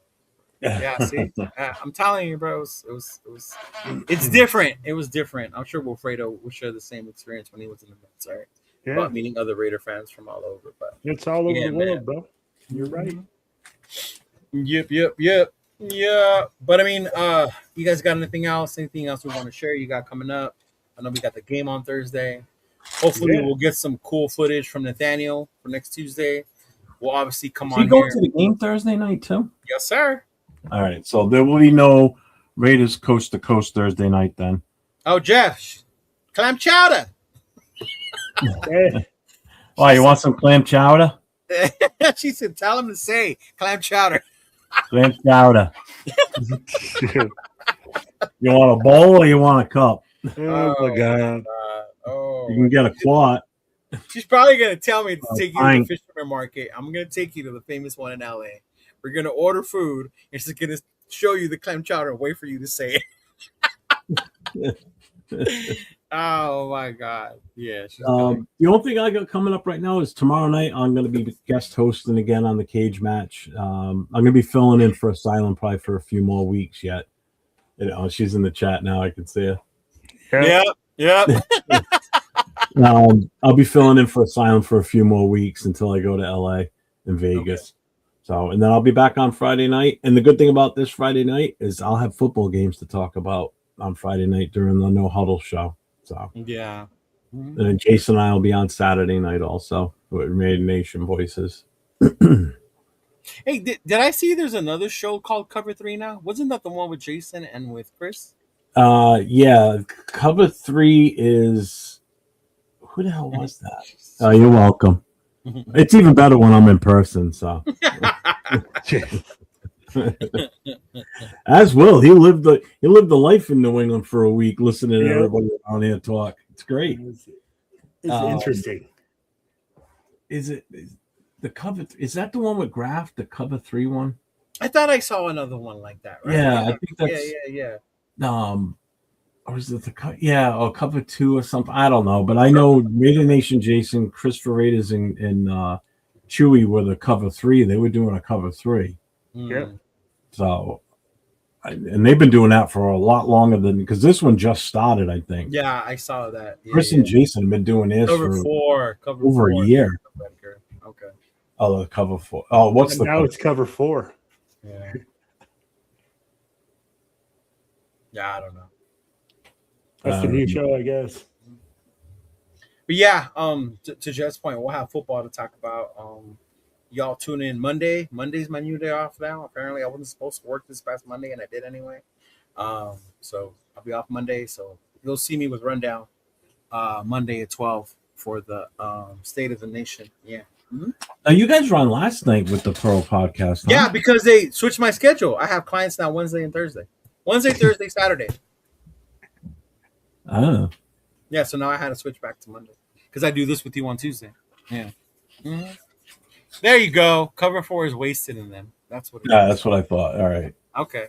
So it is a different name then. It's cover 4 and cover 3 is Jason. Yeah. Raider Nation Jason, Chris Ferreira's and Chewy. Yeah. And then shout out to my boy Samoan Raider. He's got his other show too with Levi and with them and the Raiders. It was cool, man, to see my boy TJ out there just behind that gate. Like he's just part of them. Just part of them. Like it's cool to see him. Like I saw the video he did, which had me cracking up, telling every Raider player that he saw, "You're my favorite." And some of them were like, "Nah, for real." And then like the other one would catch him saying it to another one. Like, "Nah, no, I'm not."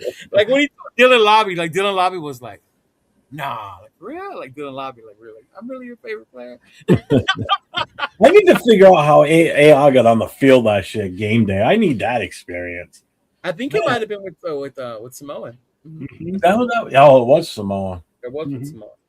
I need to get on the field. Yeah, I know, right? That'll be it. I may just collapse right there at that point. Well, don't say that. Then Dawn ain't gonna want you to come. Unless she does. You know, I already told her I'm not coming back. Oh Lord, this. Oh shit. Parkies is the best. But I mean, hey, that was it, y'all. Thank you for tuning in. Another week of Most Notorious podcasts. Will, you got anything you want to shout out, announce between now? Oh yeah, man. Like we'll be doing a post game Thursday night with the crew, and then because it ain't us. I'll have the unfiltered crew. I'll be with Primo. We're gonna have Jay Raider. We'll have a couple other cast members. We'll have Val on there. She'll be on there from Texas. So oh, cool! It'll be nice to see Val. I hadn't seen her in a minute on your show. Yeah, man. She's been busy doing the firefighter thing. She went to the firefighter academy. She graduated the firefighter academy. Nice. I'm like, proud of her, man. It's awesome. I'm like, she ain't very big, man. She's tiny and she's out there freaking like putting all that fire equipment on and always putting in that hard work, man. So it's cool. Yeah, Val signing. Shout out to the little homies, Val. He said the little homies. Yeah. Tito. Oh man. Val been hustling. Yeah. Hey, Big Luck, are you coming to the home opener? I think I'll see you then. I think he is, right? So definitely see him there. Mm-hmm. Yeah. Is he from LA too, or no? He's Big Luck's from Texas. He's from Texas. San Antonio. Where their tacos are ground beef. Damn, that's weird shit. I'm fucking with you. with Tex? Oh, on Saturday. Okay, I'll see you there, bro. I'll see you down there. Mm-hmm. Yeah, you get to see a lot of the people down there, which is cool. That's probably the other biggest thing on this trip. Not only just going out there for the first time as an adult, actually going to Vegas as an adult, but just getting to meet everybody that is in the chats on the shows that do their own shows. Yeah. So it'd be nice if Will was there, but it is what it is. Bro, someone's too poor. This guy, too poor, but he's traveling all over the country. But he's too poor. They travel. That's why. We're on the way. Hey, that's why. That's why I'm broke, because I've been traveling. Yeah. Oh, fuck it. But, that's right. We'll all be together in New York, except for Nate. Yeah. No, looking forward to LA. Hopefully, me and Jeff will have some surprises for you. I know we're trying to squeeze in a Disney trip in there. And we thought, I Yeah, did bring it up. we're trying to do it. So if I can get those tickets for us, man, Y'all gotta go live. Y'all gotta go live if you take freaking Jeff to Disneyland. You'll see us geek out in Star Wars. We're gonna do the teacups, Dumbo's ride, all that shit. Yeah. No, man, that could be funnier than my fat ass sitting in a teacup. Oh, bro, that's perfect. Oh, dude, when I took my girlfriend, she had me get on the Dumbo ride. I was like, all right, we're doing this. Okay. One look at me and go, no, you're too big. Yeah, we got on the Dumbo I'm ride. not as big as Dumbo. Let me on the damn ride. Oh, shoot. But yeah, looking forward. Shout out to everybody that either gifted memberships or super chats tonight. I appreciate you all. So just want to shout that out, everybody that was on my channel tonight, my moderators, everybody. Yes. Love you and all. those of you that watched the ripping of packs, I did just win one of the auctions, and we got a bunch of packs. So I'm gonna be able to do that next week. We'll do another video where we open up packs. I'm waiting for the release of the new tops, Jeff, the new one, the one that's got Mendoza on the box. Yeah, I'm waiting for the release of that one before I start buying boxes again, because I didn't like that whole Bo Jackson being a game thing. I was like, motherfucker, that was dumb. That was hella dumb. Yeah, I don't like that one. Yeah. Just don't do. I hate World. Small World. We got stuck on that ride. I was down in Disney World with my parents. I was about 12 years old at the time. And the ride got stuck. The music kept going, but the ride stopped. That's what happens. I was going to say the music keeps going when it stops. We were sitting there for 15, 20 minutes listening to that song over. And so now my kids think it's a big joke when they'll come downstairs and they'll yell out to Alexa, say, hey, play It's a Small World. I can't say it too loud because it's a room away from me. They'll hear me. And then they'll walk away. They'll do it if I'm sitting outside, and I'll come into the house, and that's all I hear. I'll go, son of a bitch. You little bastards. They do it all the time, especially my son. That's why I can't stand that song. I will never go on that ride again. Yeah, I don't like to go on that one either. It's pretty dumb. And especially since I saw that one, was it the Simpsons episode? Where there was like children that were working in the Small World ride or whatever. Yeah. Oh, they were actually was it Family Guy or the Simpsons? Yeah. One of those. No. It was. I think it was. Family Guy. Was it? I was one of those. Yeah. Bro, that was funny though. You're right. I saw that cartoon and I was like, bro, could be, bro. You never know. Good Lord. Yeah. But all right, y'all. Good night, Jeff. You want to say your little farewell call? Absolutely. Everybody stay safe and go Raiders. Raiders!